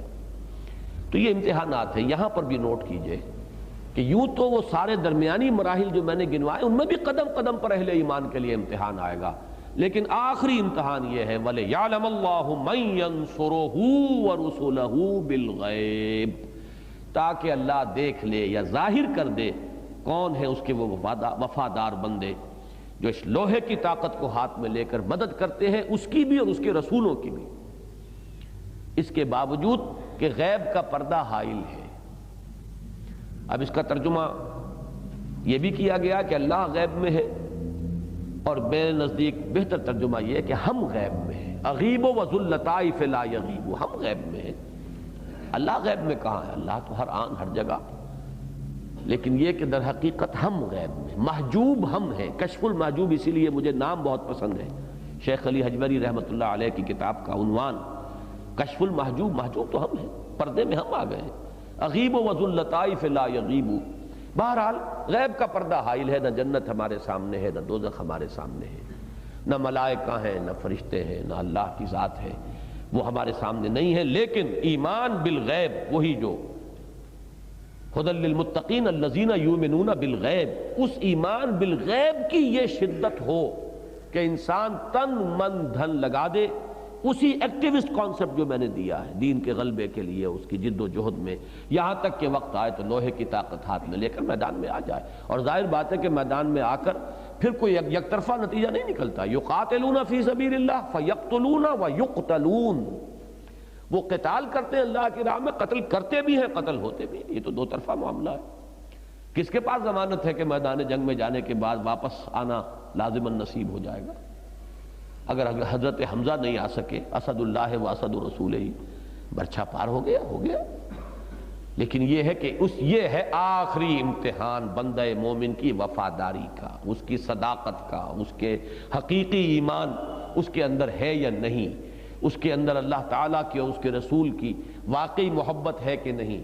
وہی آیت ذہن میں لے آئیے، قُلْ إِنْ كَانَ آبَاؤُكُمْ وَأَبْنَاؤُكُمْ وَإِخْوَانُكُمْ وَأَزْوَاجُكُمْ وَعَشِيرَتُكُمْ وَأَمْوَالٌ اقْتَرَفْتُمُوهَا وَتِجَارَةٌ تَخْشَوْنَ كَسَادَهَا وَمَسَاكِنُ تَرْضَوْنَهَا أَحَبَّ إِلَيْكُم مِّنَ اللَّهِ وَرَسُولِهِ وَجِهَادٍ فِي سَبِيلِهِ فَتَرَبَّصُوا حَتَّى يَأْتِيَ اللَّهُ بِأَمْرِهِ وَاللَّهُ لَا يَهْدِي الْقَوْمَ الْفَاسِقِينَ۔ تین محبتیں ہیں، اللہ کی محبت، اس کے رسول کی محبت، اور اللہ کی راہ میں جہاد کی محبت۔ یہ ہے وہ ڈائنامک کانسیپٹ۔ باقی ساری چیزیں اس میں مندرج ہو جائیں گی۔ یہ نہ سمجھیے کہ نماز یہاں نہیں ہے، روزہ نہیں ہے، وہ تو پوری عمارت، جب تیسری منزل آپ کی نگاہ میں ہے تو ظاہر بات ہے پوری عمارت ہوگی تو وہ تیسری منزل آئے گی۔ وہ 4 ستون ہوں گے تو کوئی تصور ہوگا پہلی چھت کے بھی کھڑے ہونے کا، پھر دوسری کا، پھر تیسری کا، لیکن یہ کہ نگاہ جو ہے وہاں پر جمی رہے، وہ جو ہدف ہے وہ سامنے رہے، وہ اوجھل نہ ہو جائے۔ جیسے ہی وہ ہدف اوجھل ہو جاتا ہے، پھر جیسا کہ میں نے عرض کیا، رفتہ رفتہ you sink down to the bottom, پھر وہ ایک خالص ریچولسٹک دین بن جائے گا۔ دنیا پرستی، پوری محنت، جد و جہد، بھاگ دوڑ دنیا کے لیے صرف ریچولز کا ایک ضمیمہ ہے، ایک اپینڈکس ہے جو اس کے ساتھ چپکایا ہوا ہے، جس کی کوئی حقیقت نہیں۔ اور یا پھر بہت کم لوگ ایسے ہوں گے، اور وہ بڑی ہمت والے لوگ ہوتے ہیں، معمولی بات نہیں ہے، ترک دنیا آسان کام نہیں ہے، لیکن یہ کہ ترک دنیا کر کے اور پھر گوشوں میں جا بیٹھنا، یہ بھی ایک گمراہی اور انحراف کی دوسری شکل ہے۔ یہ ہے درمیان کا راستہ۔ آخری دیکھیے الفاظ اس آیت مبارکہ کے، اکثر و بیشتر جب اس آیت کا درس ہوتا ہے تو یہ آخری الفاظ جو ہیں رہ جاتے ہیں، پھر ان کا حق ادا نہیں ہوتا۔ ان اللہ قوی عزیز، اللہ قوی ہے، عزیز ہے، زبردست ہے، قوت والا ہے، اسے احتیاج نہیں ہے، آنے واحد میں چاہے تو اس نظام باطل کو ختم کرے، نظام حق کو قائم کر دے۔ کیا اس کی قدرت سے بعید ہے؟ اس کے لیے تو ایک حرف کن ہوگا کہ تمام لوگ پکے مومن بن جائیں۔ نہ ابو جہل کفر پر اڑا رہ سکتا ہے، نہ ابو لہب، کسی کے لیے ممکن ہی نہیں۔ اللہ کے قبضہ قدرت سے تو کوئی باہر نہیں ہے۔ کوئی کفر کر رہا ہے تو اس لیے کر رہا ہے کہ اللہ نے رسی ڈھیلی کی ہوئی ہے، چھوٹ دی ہوئی ہے۔ کوئی جرم کر رہا ہے، معصیت کر رہا ہے تو اس لیے کر رہا ہے کہ اللہ نے اس کے لیے جو ایک تکوینی طور پر ایک اذن جو ہے وہ دیا ہوا، جاؤ ٹھیک ہے جدھر جانا چاہتے ہو، اما شاکرم و اما کفورا، چاہو تو شکر گزاری کے روش اختیار کرو، چاہو تمہارا اختیار ہے ناشکری کے روش اختیار کرو۔ البتہ یہ جان لو انا اعتدنا للکافرین سلاسل واغلالا وسعیرا، نتیجہ ایک نہیں ہوگا۔ اگر یہ روش اختیار کرو گے تو ہم نے پھر وہ طوق اور آگ، یہ اور سلاسل اور زنجیریں سب مہیا کر رکھی ہیں کافروں کے لیے۔ لیکن بہرحال دنیا میں تمہارے لیے اختیار ہے، جاؤ، یو ہیو دی چوائس۔ لہذا یہاں فرمایا کہ قوی ہے اور عزیز ہے۔ اس کو خاص طور پر جہاں انفاق مال کے ضمن میں آیت آئی ہے، یہ آیت نمبر ذرا دیکھیے،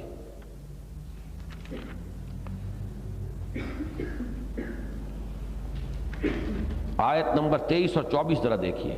لِكَيْ لَا تَأْسَوْا عَلَىٰ مَا فَاتَكُمْ وَلَا تَفْرَحُوا بِمَا آتَاكُمْ وَاللَّهُ لَا يُحِبُّ كُلَّ مُخْتَالٍ فَخُورٍ الَّذِينَ يَبْخَلُونَ وَيَأْمُرُونَ النَّاسَ بِالْبُخْلِ وَمَن يَتَوَلَّ فَإِنَّ اللَّهَ هُوَ الْغَنِيُّ الْحَمِيدُ۔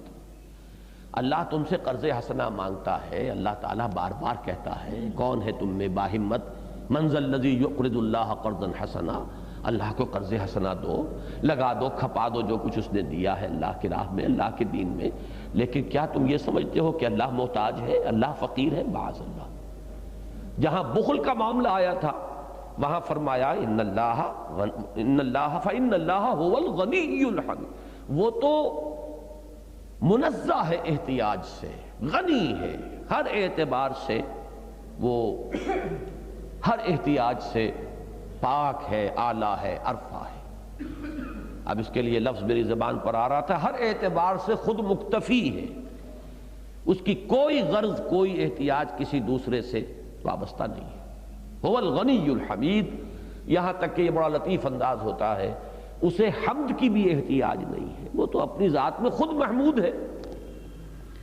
یہ حمد جو ہے اس کی بھی اسے ضرورت نہیں ہے کہ تم حمد کرو اس کی، وہ اپنی ذات میں خود محمود ہے، اس کی حمد ہو رہی ہے، ذرہ ذرہ کائنات کا جو ہے لگا ہوا ہے۔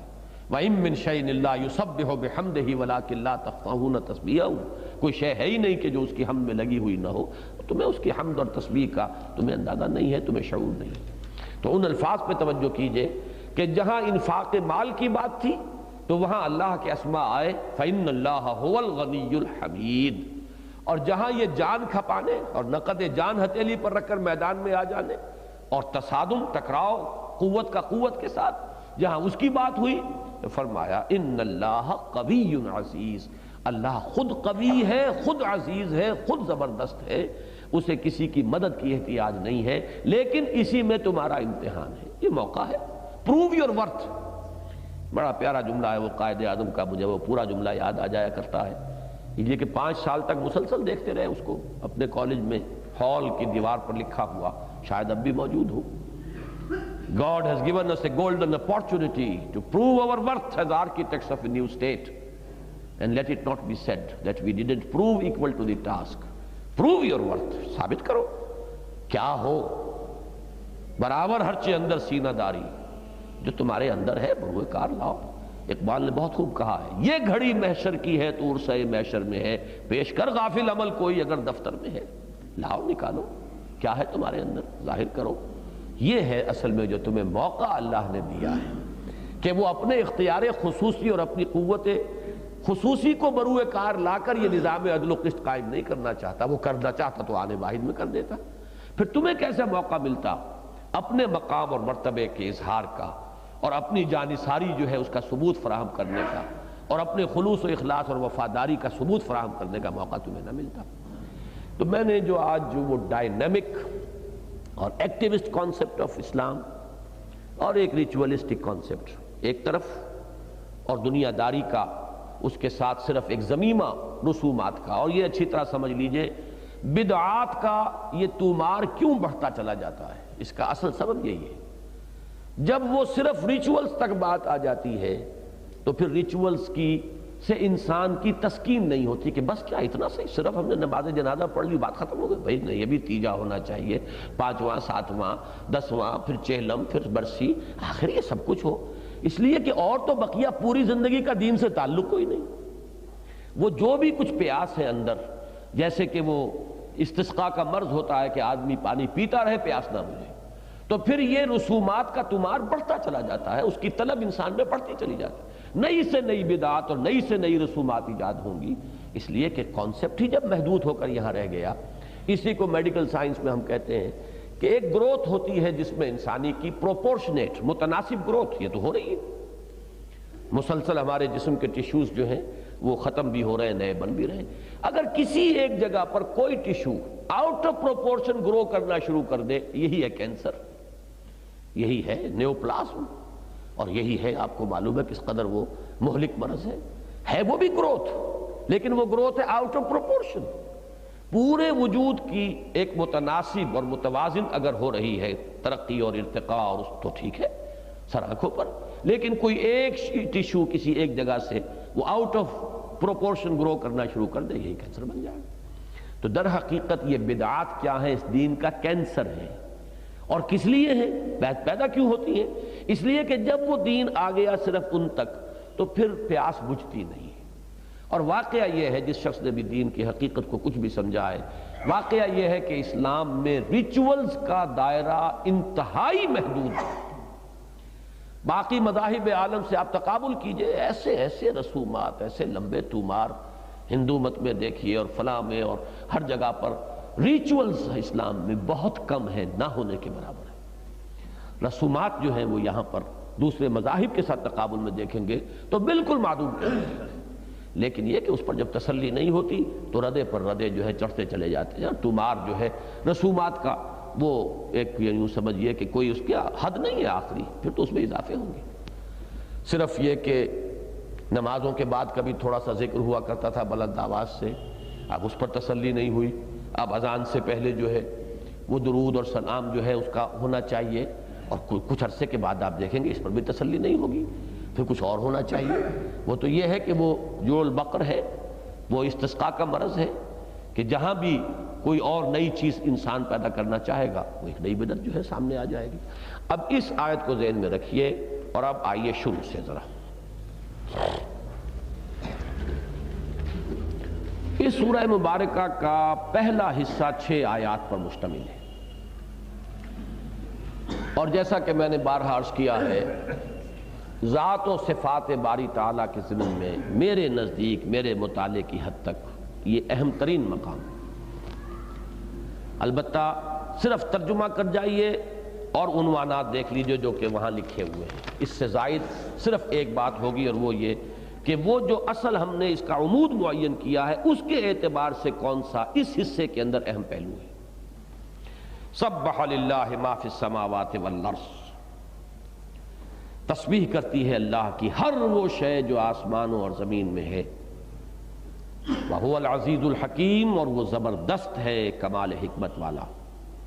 لَهُ مُلْكُ السَّمَاوَاتِ وَالْأَرْضِ، اسی کی ہے اور اسی کو سزاوار ہے بادشاہی آسمانوں اور زمین کی، لام تملیک اور لام استحقاق۔ یحیی و یمیت، وہی زندہ رکھتا ہے، وہی مارتا ہے۔ وَهُوَ عَلَىٰ كُلِّ شَيْءٍ قَدِيرٌ، اور وہ ہر چیز پر قادر ہے۔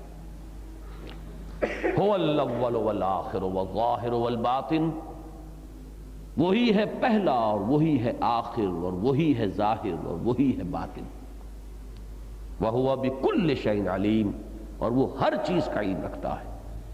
هُوَ الَّذِي خَلَقَ السَّمَاوَاتِ وَالْأَرْضَ فِي 6 أَيَّامٍ، وہی ہے جس نے بنایا آسمانوں اور زمین کو 6 دنوں میں۔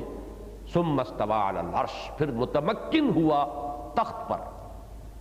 يَعْلَمُ مَا يَلِجُ فِي الْأَرْضِ وَمَا يَخْرُجُ مِنْهَا، وہ جانتا ہے جو کچھ کے داخل ہوتا ہے زمین میں اور جو کچھ کے نکلتا ہے اس سے۔ وَمَا يَنزِلُ مِنَ السَّمَاءِ وَمَا يَعْرُجُ فِيهَا، اور جو کچھ کے اترتا ہے آسمان سے اور جو کچھ کے چڑھتا ہے اس میں۔ وَهُوَ مَعَكُمْ أَيْنَمَا كُنْتُمْ، اور وہ تمہارے ساتھ ہی ہے جہاں کہیں بھی تم ہو۔ وَاللَّهُ بِمَا تَعْمَلُونَ بَصِيرٌ، اور جو کچھ تم کر رہے ہو اللہ اسے دیکھ رہا ہے، وہ خود چشمدید گواہ ہے۔ لَهُ مُلْكُ السَّمَاوَاتِ وَالْأَرْضِ، اسی کے لیے ہے آسمانوں اور زمین کی بادشاہی، ڈی جیورے بھی اور ڈی فیکٹو بھی۔ وَإِلَى اللَّهِ تُرْجَعُ الْأُمُورُ، اور اللہ ہی کی طرف تمام معاملات لوٹا دیے جائیں گے۔ یولج اللیل فی النہار، وہی پرو لاتا ہے رات کو دن میں۔ ویولج النہار فی اللیل، اور پرو لاتا ہے دن کو رات میں۔ وہو علیم بذات الصدور، اور جو کچھ تمہارے سینوں میں ہے وہ اس سے واقف ہے۔ اب ذرا عنوانات دیکھیے۔ تسبیح کے لفظی و اصطلاحی معنی۔ کائنات کی تسبیح قولی اور حالی۔ اب آپ کے ذہن میں آ رہا ہوگا جو بھی ان دروس میں شریک رہے ہیں، اسماء حسنہ العزیز اور الحکیم کی خصوصی اہمیت، اللہ کی تکوینی اور تشریعی حاکمیت، فاعل حقیقی اور مؤثر وحید صرف اللہ، صفات باری تعالیٰ کے ضمن میں ایک اہم بحث اور اللہ کی قدرت کاملہ۔ یہ پہلی 2 آیات میں یہ مضامین ہیں۔ پھر 4 آیات میں وحدت وجود یا وحدت شہود یا توحید وجودی، اللہ کا علم کامل اور اس کی معیت دائمی، فلاسفہ کے تصور تعطل کی نفی۔ گزشتہ درس کے بعد مضامین کی توثیق مزید۔ اس میں اس وقت اور کچھ عرض نہیں کروں گا سوائے اس کے کہ اس اصل عمود کے ساتھ اس کا کون سا حصہ سب سے زیادہ متعلق ہے۔ دیکھیے موتی جو ہے وہ پورا موتی اپنی جگہ پر ہے، لیکن جب وہ پرویا جائے گا تو دوسرے موتی کے ساتھ اس کا ایک خاص حصہ کانٹیکٹ میں آئے گا، ادھر والے موتی سے ادھر والے موتی سے۔ اس سورہ مبارکہ کے نظم کے اعتبار سے اس کا اہم ترین حصہ کون سا ہے؟ ویسے اہم ترین حصہ فلسفے کے اعتبار سے، فلسفہ وجود جو ہے آنٹولوجی، وہ مشکل ترین ہے حصہ فلسفے کا، اور ان آیات مبارکہ میں اس کی نہایت دقیق بحث آئی ہے۔ وہ میں تفصیل سے بیان کر چکا ہوں، امکانی حد تک جو میں کہہ سکتا تھا کہہ چکا ہوں، لیکن اس وقت صرف یہ عرض کرنا ہے کہ اس سورہ مبارکہ کے عمود کے اعتبار سے پہلی بات تو یہ نوٹ کیجئے، اور کس قدر یہ میننگ فل ہے بات۔ 6 آیات میں ذات و صفات کا بیان آ رہا ہے، لیکن اس میں 2 مرتبہ دہرا کر یہ بات آئی، لہو ملک السماوات والارض، اس لیے کہ وہ حاکمیت خداوندی، اس کا نفاذ، اس کی تنفیذ، حکومت الہیہ کا قیام، اسی کے قانون کی تنفیذ، اسی کے عطا کردہ میزان عدل کی تنصیب، یہی تو اس کا مرکزی مضمون ہے، بادشاہ اسی کی، اور اسی کے ساتھ جوڑ لیجئے العزیز۔ یہی وجہ ہے کہ یہاں اللہ تعالیٰ کے اسماء میں سے پہلا آیا اس سورہ مبارکہ میں العزیز، وہو العزیز الحکیم، اور 25ویں آیت جس پر ہم بحث کر چکے ہیں اس میں آخری لفظ یہ آیا وہو القوی العزیز، ان اللہ قوی عزیز، یقیناً اللہ تعالیٰ قوی ہے اور عزیز ہے۔ یہاں آیا ہے وہ معرفہ کی شکل میں، لہذا اس کو ہم اسم کہیں گے، اللہ کا یہ اسم ہے۔ وہاں آیا ہے نکرہ کی شکل میں، وہ صفت ہے، فرق صرف یہی ہے، نکرہ ہوگا تو صفت کہلائے گا، اور جب کہ وہ معرفہ ہوگا معرف باللام تو اللہ کا نام بن گیا۔ صرف ان حصوں کو اس وقت ذہن میں رکھیے کہ اس کا اس عمود کے ساتھ تعلق جو ہے، اور اس کس قدر اہم ہے یہ بات کہ ان 6 آیات میں 2 مرتبہ دہرا کر، ادھر سے بھی نمبر 2 اور آخر سے بھی نمبر 2، آیت نمبر 5 اور آیت نمبر 2، جن میں کہ اس بات کیا جا رہا ہے لہو ملک السماوات والارض، بادشاہ حقیقی وہی ہے، اسی کے خلاف بغاوت ہے، ظہر الفساد فی البر والبحر، اور جو اس پر ایمان رکھنے والے ہیں ان کے ایمان کا، ان کی صداقت اور خلوص و اخلاص کا اصل ٹیسٹ ہی یہ ہے کہ آیا بغاوت کو فروغ کر کے اللہ کی حاکمیت کا نظام قائم کرنے کے لیے تن من دھن لگا دیتے ہیں، حتیٰ کہ گردنیں تک کٹوانے کے لیے آمادہ ہیں یا نہیں ہے۔ جہاں جان چرائی اس کا مطلب ہے اس صراط مستقیم سے ہٹ گئے، اب پسپائی ہے، پیچھے ہٹنا ہے۔ اس پیچھے ہٹنے کے پھر مراحل جو ہیں وہ مختلف ہوں گے، کوئی پیچھے ہٹتا ہے لیکن کچھ نہ کچھ ایکسپلینیشنز اور کچھ جواز اور کچھ طرح طرح کے عذر بہانے تراش کر پردے ڈالتا رہتا ہے، کوئی اتنا پیچھے ہٹ جاتا ہے کہ اب وہ بالکل عریاں ہو جاتا ہے، اس کے پاس کوئی پردہ نہیں رہ جاتا کسی جواز کا، کسی بہانے کا۔ لیکن پسپائی اسی لمحے شروع ہو گئی جبکہ آپ نے اس رخ کو چھوڑا کہ تن من دھن جو ہے وہ لگنا ہے اللہ کی اس حاکمیت کے نفاذ کو قائم کرنے میں۔ اب آگے آئیے، اگلا حصہ 5 آیات پر مشتمل ہے۔ اس میں بڑی ہی میتھمیٹیکل ایک جو ترتیب ہے وہ میں بارہا بیان کر چکا ہوں۔ ایک آیت میں 2 تقاضے، پھر 2 آیتوں میں ایک پر پہلے ذرا زجر اور ملامت کا انداز، ڈانٹ ڈپٹ کا، جھنجھوڑنے کا انداز، پھر تشویق و ترغیب کا انداز، اس لیے کہ تربیت کے اندر یہ دونوں چیزیں لازمی ہیں، ایک طرف ترغیب و تشویق و تحریص، دل جوئی یہ بھی، اور دوسری طرف ملامت بھی، ڈانٹ ڈپٹ بھی۔ ان دونوں میں ایک حسین توازن درکار ہوتا ہے صحیح نظام تعلیم و تربیت کے اندر۔ بہت زیادہ نرمی بھی خراب کرتی ہے، بہت زیادہ سختی بھی ڈھٹائی پیدا کرنے والی ہے۔ تو ان دونوں چیزوں کو آپ دیکھیے، آمنوا باللہ ورسولہ وانفقوا مما جعلکم مستخلفین فیہ۔ عنوان میں نے کیا معین کیا؟ بندوں سے اللہ کے 2 مطالبے، ایمان اور انفاق۔ ایمان لاؤ اللہ پر، اس کے رسول پر، اور لگا دو، کھپا دو، صرف کر دو ان سب چیزوں میں سے جن میں ہم نے تمہیں خلافت عطا فرمائی، جن میں تمہیں خلافت عطا کی گئی ہے، جن میں تم خلیفہ بنائے گئے ہو، مما جعلکم مستخلفین فیہ فالذین آمنوا منکم وانفقوا لهم اجر کبیر۔ جو تم میں سے یہ 2 تقاضے پورے کر دیں، ایمان اور انفاق، ان کے لیے بہت بڑا اجر ہے۔ اب ملامت، وما لکم لا تؤمنون باللہ، تمہیں کیا ہو گیا ہے، ایمان کیوں نہیں لاتے، یا ایمان کیوں نہیں رکھتے؟ یقین اور پختہ اعتماد یہ کیوں بار بار مزمحل ہو جاتا ہے؟ والرسول یدعوکم لتؤمنوا بربکم وقد اخذ میثاقکم ان کنتم مؤمنین۔ دراعلے کے رسول تمہیں دعوت دے رہے ہیں کہ پختہ ایمان رکھو اپنے رب پر، اور وہ رب تمہارا تم سے عہد لے چکا ہے اگر تم مومن ہو، ماننے والے ہو۔ وہ عہد الست بھی ہو سکتا ہے، وہ عہد ایمان بھی ہے۔ ان اللہ اشترى من المؤمنین انفسهم واموالهم بان لهم الجنہ۔ اگر تو صاحب ایمان ہو تو بیع و شرا ہو چکی۔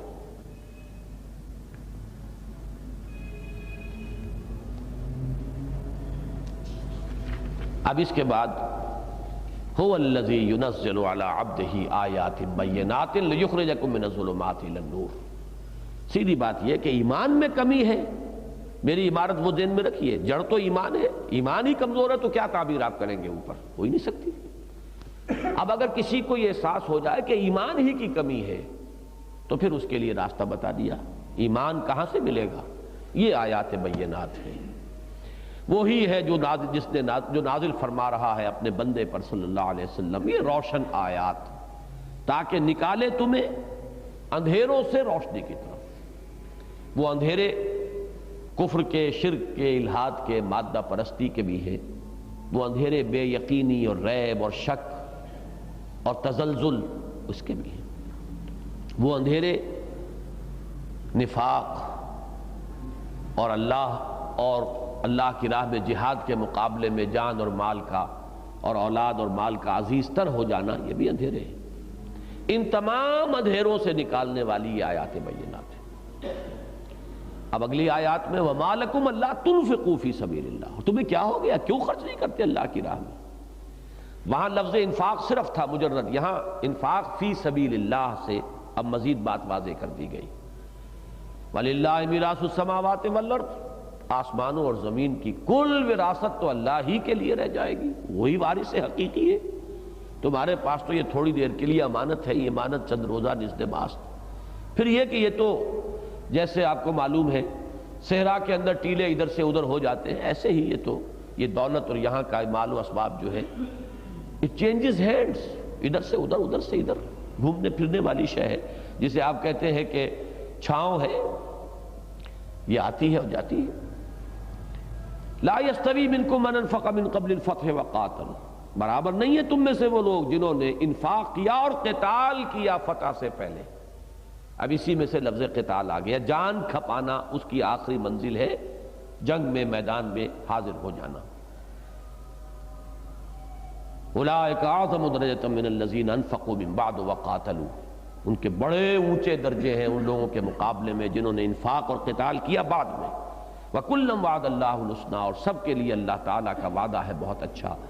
وَاللَّهُ بِمَا تَعْمَلُونَ خَبِيرٌ، اور جو کچھ تم کر رہے ہو اللہ اسے باخبر ہے۔ اب وہ ترغیب کا انداز ہے، مَنْ ذَا الَّذِي يُقْرِضُ اللَّهَ قَرْضًا حَسَنًا، کون ہے وہ باہمت، کون ہوتا ہے حریف میں مرد افکن عشق، ہے مقرر لب ساقی پہ صلاح میرے بعد۔ مَنْ ذَا الَّذِي يُقْرِضُ اللَّهَ قَرْضًا حَسَنًا فَيُضَاعِفَهُ لَهُ وَلَهُ أَجْرٌ كَرِيمٌ، پھر وہ اس کو بڑھاتا رہے، اس کے لیے دوہرا چوہرا کرتا رہے، اور اجر عظیم مزید اللہ تعالیٰ اسے عطا فرمائے۔ اجر کریم، باعزت اجر۔ اس حصے کا کیا تعلق ہے اس آیت کے ساتھ؟ اس میں معین ہوا ہے یہ انفاق کس کام کے لیے درکار ہے۔ مجرد انفاق اللہ کی راہ میں صدقہ بھی ہے، خیرات بھی ہے، یتیم خانہ بنوا دیا، فرض کیجئے کسی کے دل میں جذبہ ابھرتا ہے، بڑا فاؤنڈیشن بناتا ہے، کوئی ریسرچ اکیڈمی قائم کرتا ہے، کوئی اور کام کر رہا ہے، کوئی میڈیکل انسٹیٹیوٹ کھول دیتا ہے، اس سے دوائیں نئی نئی ایجاد ہو رہی ہیں، خلق خدا کی خدمت کا اہتمام ہو رہا ہے، سب کچھ ہے، کسی چیز کی نفی نہیں ہوگی۔ لیکن یہاں جو انفاق درکار ہے اس آیت کے ساتھ اس کو جوڑیے، لِيَقُومَ النَّاسُ بِالْقِسْطِ، اس نظام عدل و قسط کے قیام کے لیے جان اور مال کا کھپانا وہ ہے کہ جو یہاں مراد ہے۔ ہدف معین ہوا، اس کی منزل کیا ہے، مقصود کیا ہے، کس کام کے لیے جان اور مال کھپانے کا یہاں پر اس طرح اس انداز کے اندر تقاضا اور مطالبہ کیا جا رہا ہے۔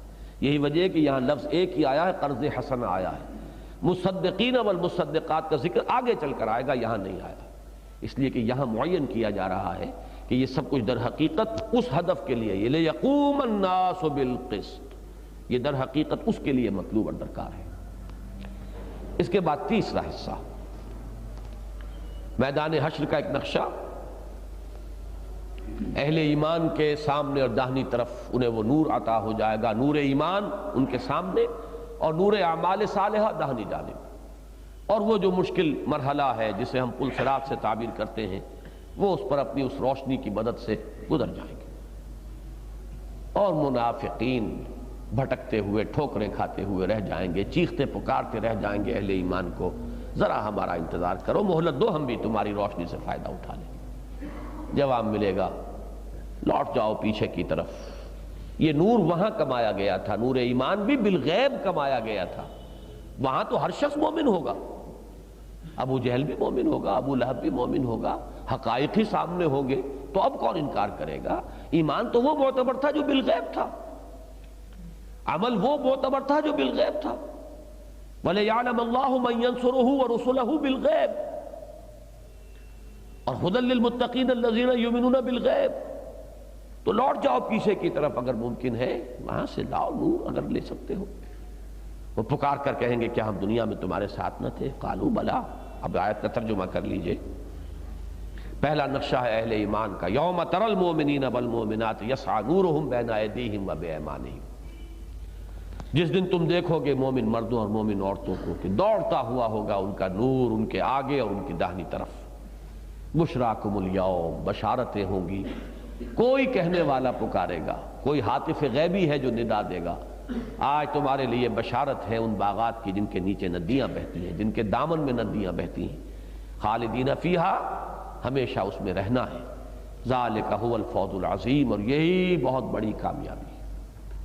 یوم یقول المنافقون والمنافقات للذین آمنوا انظرونا نقتبس من نورکم. جس دن کے کہیں گے منافق مرد اور منافق عورتیں اہل ایمان سے، ذرا ٹھہرو، ذرا انتظار کرو، ہمیں مہلت دو، ہم تمہاری روشنی سے فائدہ اٹھا لیں. قیل ارجعوا وراءکم فالتمسوا نورا، کہا جائے گا لوٹ جاؤ پیچھے کی طرف، اپنے پیچھے کی طرف، اور تلاش کرو یہ نور. یعنی اگر ممکن ہو. فالتمسوا نورا فضرب بینہم بسور لہ باب باطنہ فیہ الرحمۃ وظاہرہ من قبل العذاب. پھر ان کے مابین ایک فصیل حائل کر دی جائے گی جس کے نیچے جس میں ایک دروازہ ہوگا، اس کے اندر کی طرف اس کے باطن میں رحمت ہوگی، اور اس کے باہر کی جانب اس کے ظاہر عذاب ہوگا. پیچھے جو باہر رہ گئے وہ عذاب میں ہوں گے، اور اندر جو چلے گئے ان پر اللہ کی رحمتوں کا نزول شروع ہو جائے گا. ینادونہم الم نکن معکم، وہ پکاریں گے انہیں کہ کیا ہم تمہارے ساتھ نہ تھے؟ دنیا میں تو گڑبڑ تھے منافق اور مومن. قالوا بلا، یہاں صراحت ہے کہ وہ اب جواب دیں گے اہل ایمان. قالوا بلا ولکنکم فتنتم انفسکم وتربصتم وارتبتم وغرتکم الامانی حتی جاء امر اللہ وغرکم باللہ الغرور. کیوں نہیں تھے تو تم ہمارے ساتھی، تم نے اپنے آپ کو اپنے ہاتھوں فتنوں میں ڈالا. آج کی میری گفتگو کے حوالے سے یہ فتنہ کیا ہے؟ انحراف اس صراط مستقیم سے، اس صراط سوی سے. وہ جو کانسیپٹ ہے، وہ 6 منزلہ عمارت، اس سے جہاں انحراف ہوگا. انحراف ہوگا کیوں؟ جان عزیز ہے، مال عزیز ہے، دنیا سے محبت ہے، اولاد سے محبت ہے، یہی چیزیں ہیں. تم نے اپنے آپ کو اپنے ہاتھوں فتنوں میں ڈالا، پھر گو مگو میں مبتلا ہو گئے. فتربصتم وارتبتم، پھر وہ کچھ پونجی تھی بھی یقین اور ایمان کی تو وہ پگھلنے لگی، شکوک و شبہات کے کانٹے اس میں چبھ گئے. وغرتکم الامانی، اور پھر تھپکی دی تمہیں، تم نے اپنے آپ کو امانی کے ذریعے، وشفل تھنکنگ کے ذریعے. ہم تو امت مرحوم میں ہیں، ہم تو بخشے بخشائے ہیں. نحن ابناء اللہ واحباؤہ وغرکم باللہ الغرور، اور خوب دھوکہ دیا تمہیں اس دھوکے باز نے اللہ پر. دھوکہ دیا کہ بڑا غفور الرحیم ہے، بڑا نکتہ نواز ہے، بخشنہار ہے. یہ ہے کہ جو آخری تھپکی ہے، جو خواب سے بیدار ہوتا ہے ذرا محکوم، اگر پھر سلا دیتی ہے اس کو حکمراں کی سائے. فَالْيَوْمَ لَا يُؤْخَذُ مِنْكُمْ فِدْيَةٌ، تو آج کے دن نہ تم سے کوئی فدیہ قبول کیا جائے گا، وَلَا مِنَ الَّذِينَ كَفَرُوا، نہ ان کھلے کھلے کافروں سے. گویا کہ یہاں اشارہ ہو رہا ہے دنیا میں تم تھے گڈمڈ اہل ایمان کے ساتھ، اب تم ملحق ہو جاؤ گے کافروں کے ساتھ. اس لیے کہ نفاق کی حقیقت یہ ہے، قانوناً وہ ایمان ہے، حقیقتاً وہ کفر ہے. نفاق ہے، نام ہی اس کا ہے. ذالک بانہم آمنوا ثم کفروا فطبع علی قلوبہم فہم لا یفقہون. ماواکم النار، تمہارا ٹھکانہ آگ ہے، ہی مولاکم وبئس المصیر، وہی اب تمہاری ہمدرد و غمگسار ہے اور بہت ہی بری ہے وہ، پھر جانے کی جگہ، لوٹنے کی جگہ جائے پناہ. اس حصے کا تعلق اچھی طرح سمجھ لیجئے کہ وہ جو انحراف ہے وہ پھر کدھر لے جاتا ہے آدمی کو، جسے میں نے کہا تھا sinks to the bottom. کہاں تک وہ جائے گا اور کیا اس کا انجام ہوگا. اور یہ نفاق کی حقیقت واقعہ یہ ہے کہ سمجھ میں نہیں آ سکتی جب تک یہ ڈائنامک کانسیپٹ آپ کے سامنے نہ ہو دین کا. عام طور پر تصور یہ ہے کہ منافق وہ ہوتے ہیں جو دھوکہ دینے کے لیے ایمان لائے ہوتے ہیں، انہیں شعور ہوتا ہے اپنے نفاق کا، حالانکہ بہت کم پرسنٹیج ہوتی ہے منافقین کی جو اس کیٹیگری کے اندر آتے ہیں۔ اسی لیے حدیث میں بار بار آتا ہے وہ کٹر منافق ہے، وَإِن صَامَ وَصَلَّى وَزَعَمَ أَنَّهُ مُسْلِمٌ، چاہے وہ نماز پڑھتا ہو، روزہ رکھتا ہو، اور وہ یقین رکھتا ہو زوم ہو سے کہ میں مسلمان ہوں، گویا کہ اسے اپنے نفاق کا کوئی شعور نہیں ہے۔ نفاق جو ہے اس کی بہت ہی کم مقدار جو ہے، یا منافقین کی بہت ہی نہ ہونے کے برابر تعداد ہوتی ہے جو شعوری منافق ہوتے ہیں۔ وہ ہوتے ہیں جو ایمان لاتے ہی دھوکے کے لیے، فریب کے لیے۔ اس زمانے میں جیسے یہودیوں نے سازش کی تھی، اور آج کے زمانے میں جیسے کوئی شخص ہندو کوئی پاکستان میں آ کر جاسوسی کرنے کے لیے اسلام کا لبادہ اوڑھ لے، اسے معلوم ہے، اس کا دل جانتا ہے یہ سب کچھ میں فراڈ کر رہا ہوں، دھوکہ دے رہا ہوں۔ چاہے وہ امام مسجد رہا ہو، آپ کے علم میں ہوگا کہ ان سرحدی اضلاع میں ایسے واقعات بھی ہوئے، کئی سال تک ایک ہندو جو ہے وہ مسلمان بنا ہوا مسجد میں امامت کرتا رہا۔ لیکن ایسی تعداد، اصل نفاق کیا ہے؟ جب تقاضے دین کے سامنے آتے ہیں، وہ جو میں نے تیسرا جو تیر کی طرح اوپر جانے والا مسئلہ ہے، جب ہمت جواب دیتی ہے، جب تزلزل آتا ہے، عزیمت کی کمی ہوتی ہے، معاملہ وہ ہوتا ہے کہ دنیا کھینچ رہی ہے اور یہ محبتیں جو ہے پاؤں میں بیڑیاں ڈال رہی ہیں اور ادھر جو ہے چلنے میں روک رہی ہیں، تذبذب میں آگے اگر تو ہرچہ باد آباد ہے، اب تو انسان جائے گا، ہرچہ باد آباد ماں کشتی درا بنداختے، اگر یہ نہیں ہے تو کچھ جھوٹ بولنا شروع کرے گا، جھوٹ کے اوپر پھر جھوٹی قسموں کے پردے ڈالے گا، پھر یہ کہ اندر اس کے بغض بھی پیدا ہو جائے گا۔ یہ بے وقوف لوگ ہیں، یہ لوگ فینیٹکس ہیں، انہیں کچھ اپنے خیر کا شر کا پتہ نہیں، اور اسی طریقے سے ہم کو ان پاگلوں کی طرح تو نہیں ہو سکتے، لیکن اس کے باوجود وہ یہ سمجھتے ہیں کہ یہ غلط ہے، ہم غلط نہیں ہیں۔ چلنا چاہیے دین کے راستے پر بھی توازن کے ساتھ چلنا چاہیے، آخر حقوق اللہ کے ساتھ حقوق العباد بھی تو ہیں۔ یہ ساری بحث اور یہ سارے فلسفے جو ہیں وہ در حقیقت اسی چیز کے لیے کہ انہیں شعور نہیں ہے، انہیں شعور یہ ہے کہ یہ غلط کر رہے ہیں، they are overdoing the mark, یہ لوگ جو ہے یہ کچھ بہت زیادہ آگے نکل گئے ہیں، یہ حد سے تجاوز کر رہے ہیں، ان لوگوں کے اندر بہت زیادہ تحور آ گیا ہے، بہت ہی ان کے اندر جو ہے وہ اس معاملے کے اندر یعنی ہر طرح کی مصلحت سے چشم پوشی جو ہے، تو یہ غلط طریقہ ہے۔ آدمی کو چلنا چاہیے دائیں بائیں دیکھ کر، مصلحتوں کو دیکھ کر، توازن رکھتے ہوئے۔ سارے فلسفے یہ ہوتے ہیں ان کے دل میں، وہ سمجھتے ہیں انؤمن کما آمن السفہاء، کیا ہم ایمان لائیں بے وقوفوں کی طرح؟ یہ تو پاگل ہے، ان کو تو کوئی اپنے نیک بد کا، خیر کا، شر کا شعور نہیں رہا، بھلے برے کی پہچان نہیں رہی۔ یہ ہے بات اچھی طرح سمجھنے کی کہ نفاق کی حقیقت سمجھ میں نہیں آ سکتی، وہ ایک علیحدہ صاحب کے ذہن میں حیولہ رہے گا منافق کون ہوتا، آپ اسے پہچان ہی نہیں سکتے جب تک کہ یہ کانسیپٹ، ڈائنامک کانسیپٹ سامنے نہ ہو۔ اصل نفاق یہاں سے وجود میں آتا ہے کہ جب ہمت جواب دینے لگتی ہے، جب آدمی مذبذب ہو کر رہ جاتا ہے، جب متربص ہو جاتا ہے، تیل دیکھو، تیل کی دھار دیکھو، ذرا بچ بچ کر چلو، جس کو کہ سورہ حج میں کہا ہے وَمِنَ النَّاسِ مَن يَعْبُدُ اللَّهَ عَلَى حَرْفٍ، کنارے کنارے چلو، ذرا گہرے پانی میں مت جاؤ، ذرا بچ کر چلو، اپنا تحفظ جو ہے، سیفٹی فرسٹ، تو بچا بچا کے نہ رکھ اسے تیرا آئینہ ہے وہ آئینہ کہ شکستہ ہو تو عزیز تر ہے نگاہ آئینہ ساز میں۔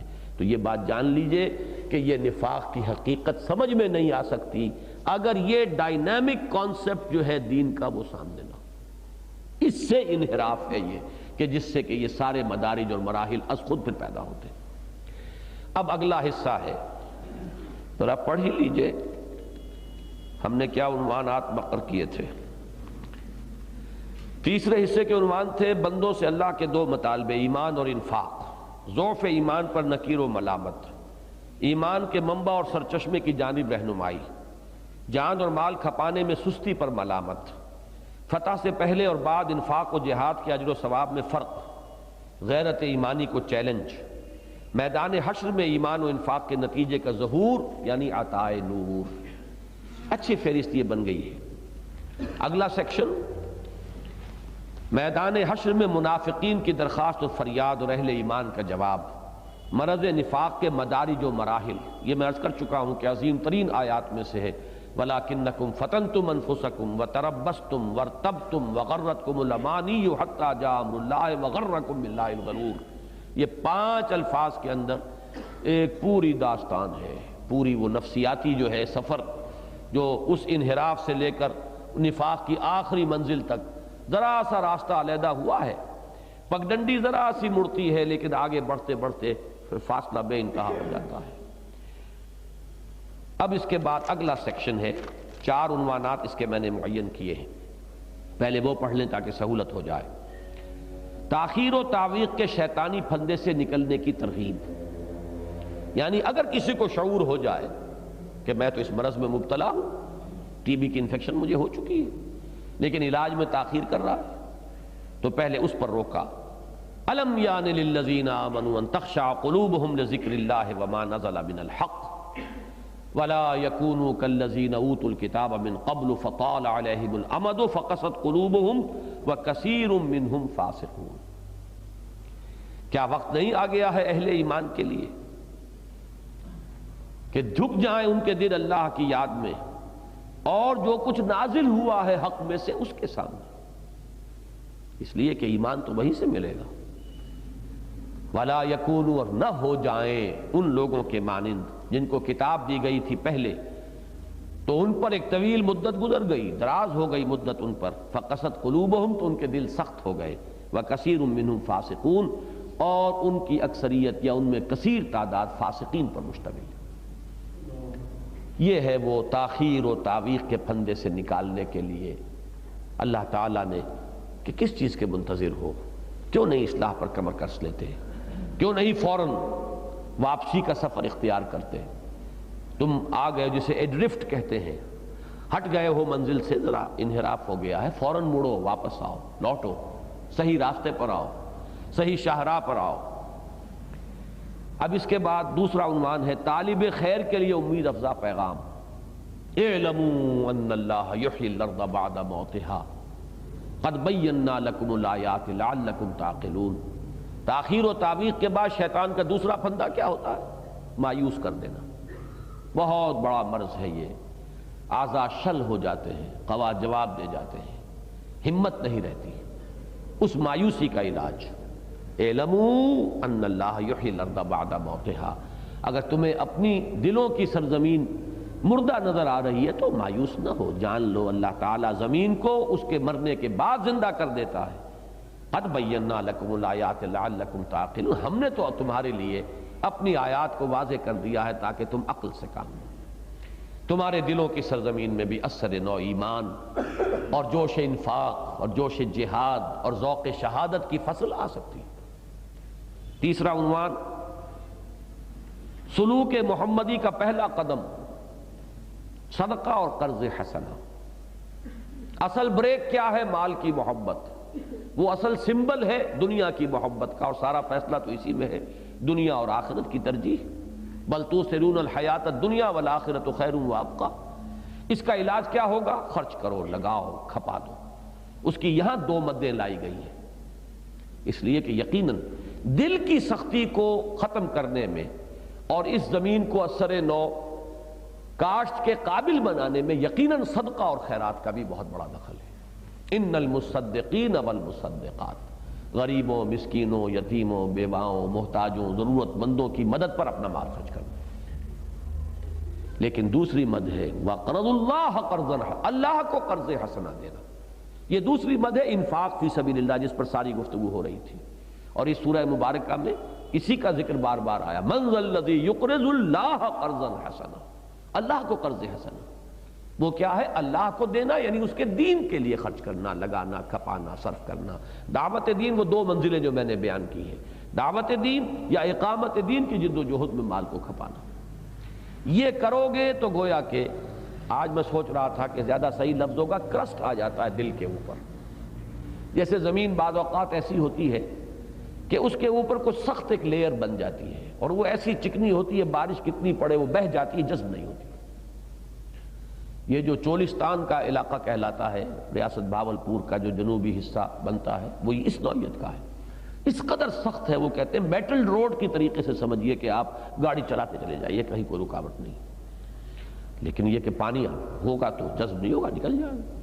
اس کرسٹ کو توڑیں گے تو اب وہ پانی جذب ہوگا، اور زمین میں جذب ہوگا تو فصل لہلائے گی، تو اس میں رویدگی پیدا ہوگی۔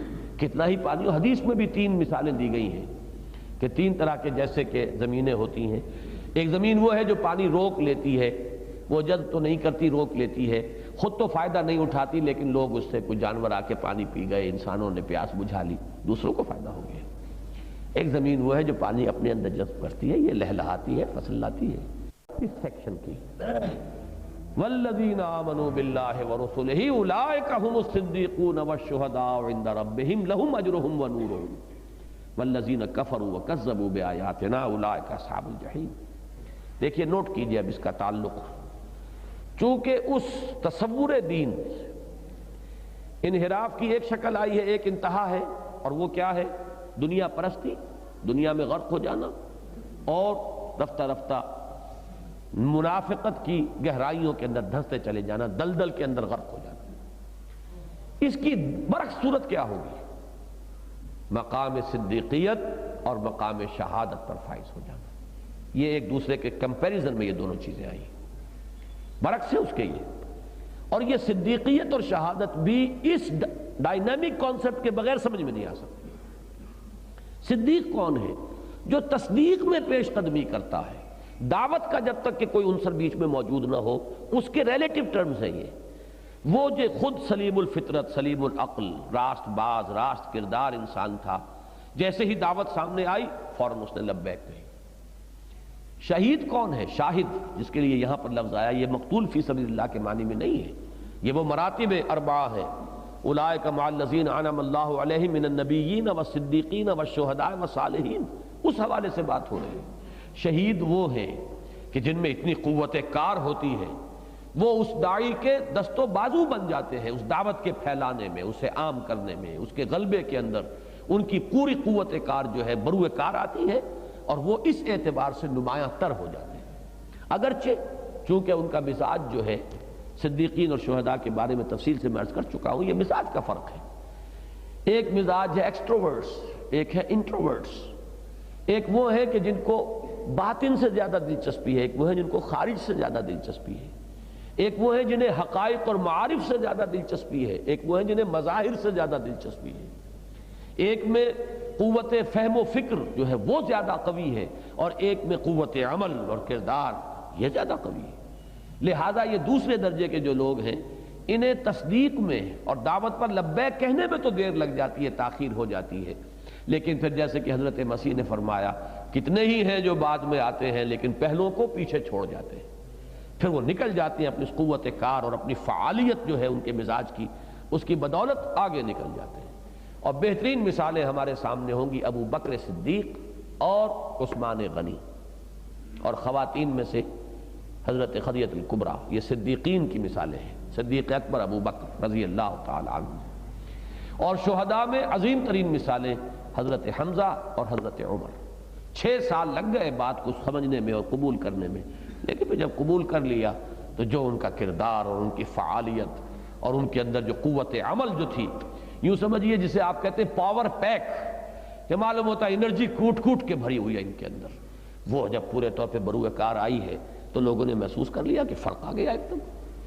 ایک اسلام بجھا بجھا سا، دبا دبا سا، لوگ جو ہیں وہ خاموش خاموش سے ایسے تھے، اور جب یہ حضرات ایمان لے آئیں تو اب وہ حوصلہ اور عزم اور ایک نئی ایک جو ہے کیفیت جو ہے پیدا ہوگی۔ رتبے میں صدیقین یقیناً بلند تر رہیں گے، عملی اعتبار سے جو ہیں وہ شہداء جو ہیں وہ پھر دست و بازو بنتے ہیں اصل میں زیادہ نمایاں طور پر ان داعین حق کا، جو کہ اس وقت انبیاء کرام ہوتے تھے۔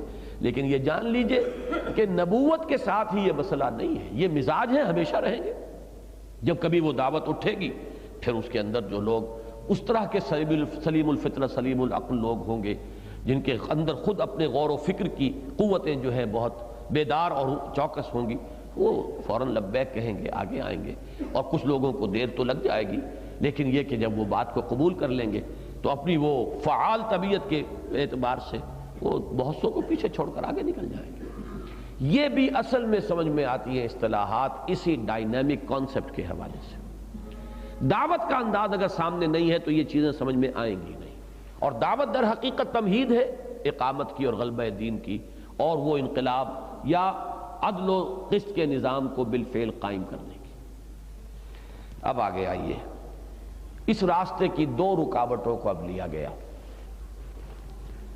حب دنیا بحیثیت مجموعی، اور دنیا اور آخرت میں فیصلہ نہ کر سکنا، تذبذب، اس کو اچھی طرح سمجھ لیجئے۔ ویسے تو انسان آخرت کو مانتا ہے، لیکن اصل میں ضرورت ہے شعوری طور پر پوری طرح جانچ پرکھ کر فیصلہ کر لے آدمی کہ کیا مقدم ہے، کیا مؤخر ہے۔ تذبذب وہاں ہوتا ہے جہاں یہ شعوری اور حتمی فیصلہ نہیں۔ کعبہ میرے پیچھے ہے، کلیسا میرے آگے، ایمان مجھے روکے ہے تو کھینچے ہے مجھے کفر۔ یہ تذبذب کیوں رہتا ہے کہ فیصلہ نہیں ہے۔ فیصلہ ہو تو ہر مرحلے کے اوپر آدمی، اب ہر مرحلے پر سوچ بچار نہیں ہوگا، وہ تو بالکل ایسے ہی ہے جیسے کہ کنڈیشننگ ہو گئی ہے، جہاں بھی مرحلہ آیا آدمی فوراً طے کر لے گا، جو فیصلہ ہوگا وہ ایثار آخرت کی بنیاد پر ہوگا۔ لفظ ایثار کے لفظی معنی ترجیح دینا، بل تؤثرون الحیات الدنیا، تم دنیا کی زندگی کو ترجیح دیتے ہو، والآخرۃ خیر وابقیٰ، جبکہ آخرت بہتر بھی ہے، باقی رہنے والی بھی۔ کلا بل تحبون العاجلۃ وتذرون الآخرہ، تم آخرت کو چھوڑ دیتے ہو یا مؤخر کر دیتے ہو، اور تم مقدم کرتے ہو دنیا کو، محبت کرتے ہو دنیا سے۔ اور یہ يُنَبَّأُ الْإِنسَانُ يَوْمَئِذٍ بِمَا قَدَّمَ وَأَخَّرَ، اس میں ایک مفہوم یہ بھی ہے، کس چیز کو مقدم کیا کس کو مؤخر کیا، سارا فیصلہ اسی پر ہے۔ لہذا ان دو آیات میں پہلے اس کی طرف حقیقت جو ہے اس کی کھول دی گئی۔ اعلموا انما الحیات الدنیا لعب ولہو وزینۃ وتفاخر بینکم وتکاثر فی الاموال والاولاد، جان لو دنیا کی زندگی تو بس یہی کچھ ہے کہ ایک عرصہ اس کا نرے کھیل کود میں گزر جاتا ہے، پھر ایک وقت آتا ہے لہون، پھر ذرا تلذذ، سینشول گریٹیفیکیشن، تماش بینی کا عنصر آ جاتا ہے، وزینت النرسی دور میں زینت اور بناؤ سنگھار اور اچھا پہننا اور فیشن کے مطابق ہونا، یہ انسان کو دھن سوار ہوتی ہے۔ وتفاخر بینکم، پھر ایک دور آتا ہے کہ فخر کرنا اور ایک دوسرے کے اوپر، اپنے کسی چیز کے اوپر، نسل پر، پیسے پر، دولت پر، حیثیت پر، قومیت پر فخر کرنا۔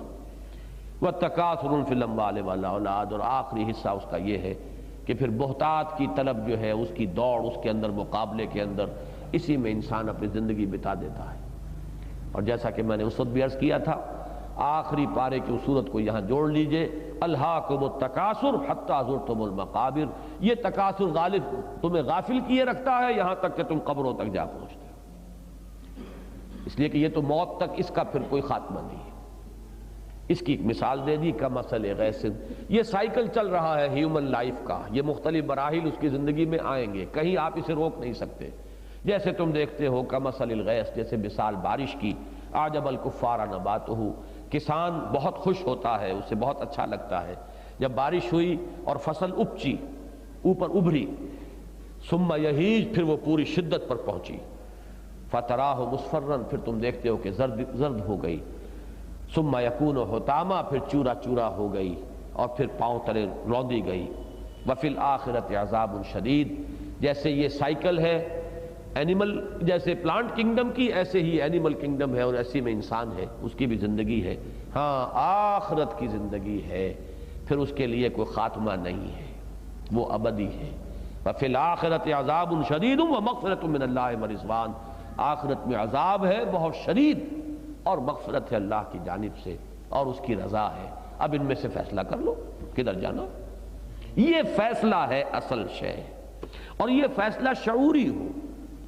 یہ نہ ہو کہ کسی نے ایک واز کہا، آپ کے دل میں تھوڑا سا گداس پیدا ہوا، تھوڑا سا ادھر چل دیے، پھر کوئی موقع دنیا کا نظر آیا، نگاہ للچائی، یہ تو بڑا عمدہ موقع ہے، پھر آپ ادھر متوجہ ہو گئے۔ یہ جو ادھر ادھر ڈرفٹ کرنا ہے، ادھر سے ادھر، ادھر سے ادھر، ذرا کہیں خیر کی طرف کوئی تقاضا آ گیا، کچھ 2 قدم ادھر چلے اور 4 قدم پھر ادھر کی طرف آ گئے، تو اس سے تو پھر زندگی جو ہے وہ کسی ایک رخ پر بھی نہیں۔ فیصلہ کر، ٹیک اے فرم اینڈ کانشس ڈیسیژن، کرنا کیا ہے، جانا کدھر ہے، مطلوب کیا ہے، کون سی اصل منزل ہے، تو یہ طے کرنا جو ہے یہ ہے اصل میں فیصلہ کن۔ وَمَا الْحَيَاةُ الدُّنْيَا إِلَّا مَتَاعُ الْغُرُورِ، اور جان لو دنیا کی زندگی سوائے دھوکے کے سامان کے کچھ نہیں، اگر وہ آخرت سے تمہیں غافل کر دے۔ آخرت منزل ہو، مقصود ہو، پیش نظر ہو، تو پھر دنیا کی زندگی کا ایک ایک لمحہ بہت قیمتی ہے۔ اگر یہ فیصلہ کر لیا تو اب اس کا نتیجہ کیا نکلے گا؟ سابقوا الی مغفرۃ من ربکم وجنۃ عرضھا کعرض السماء والارض۔ اب دوڑو، ایک دوسرے سے آگے نکلو، بھاگو، آگے سے آگے نکلنے کی کوشش کرو اپنے رب کی مغفرت کے حصول کے لیے اور اس جنت کے لیے جس کا پھیلاؤ آسمانوں اور زمین جتنا ہے۔ یہ آیات متشابہات میں سے شمار ہوگی، اسے ہم اس وقت نہیں سمجھ سکتے۔ اعدت للذین آمنوا باللہ ورسلہ اولئک ذلک فضل اللہ یؤتیہ من یشاء واللہ ذو الفضل العظیم۔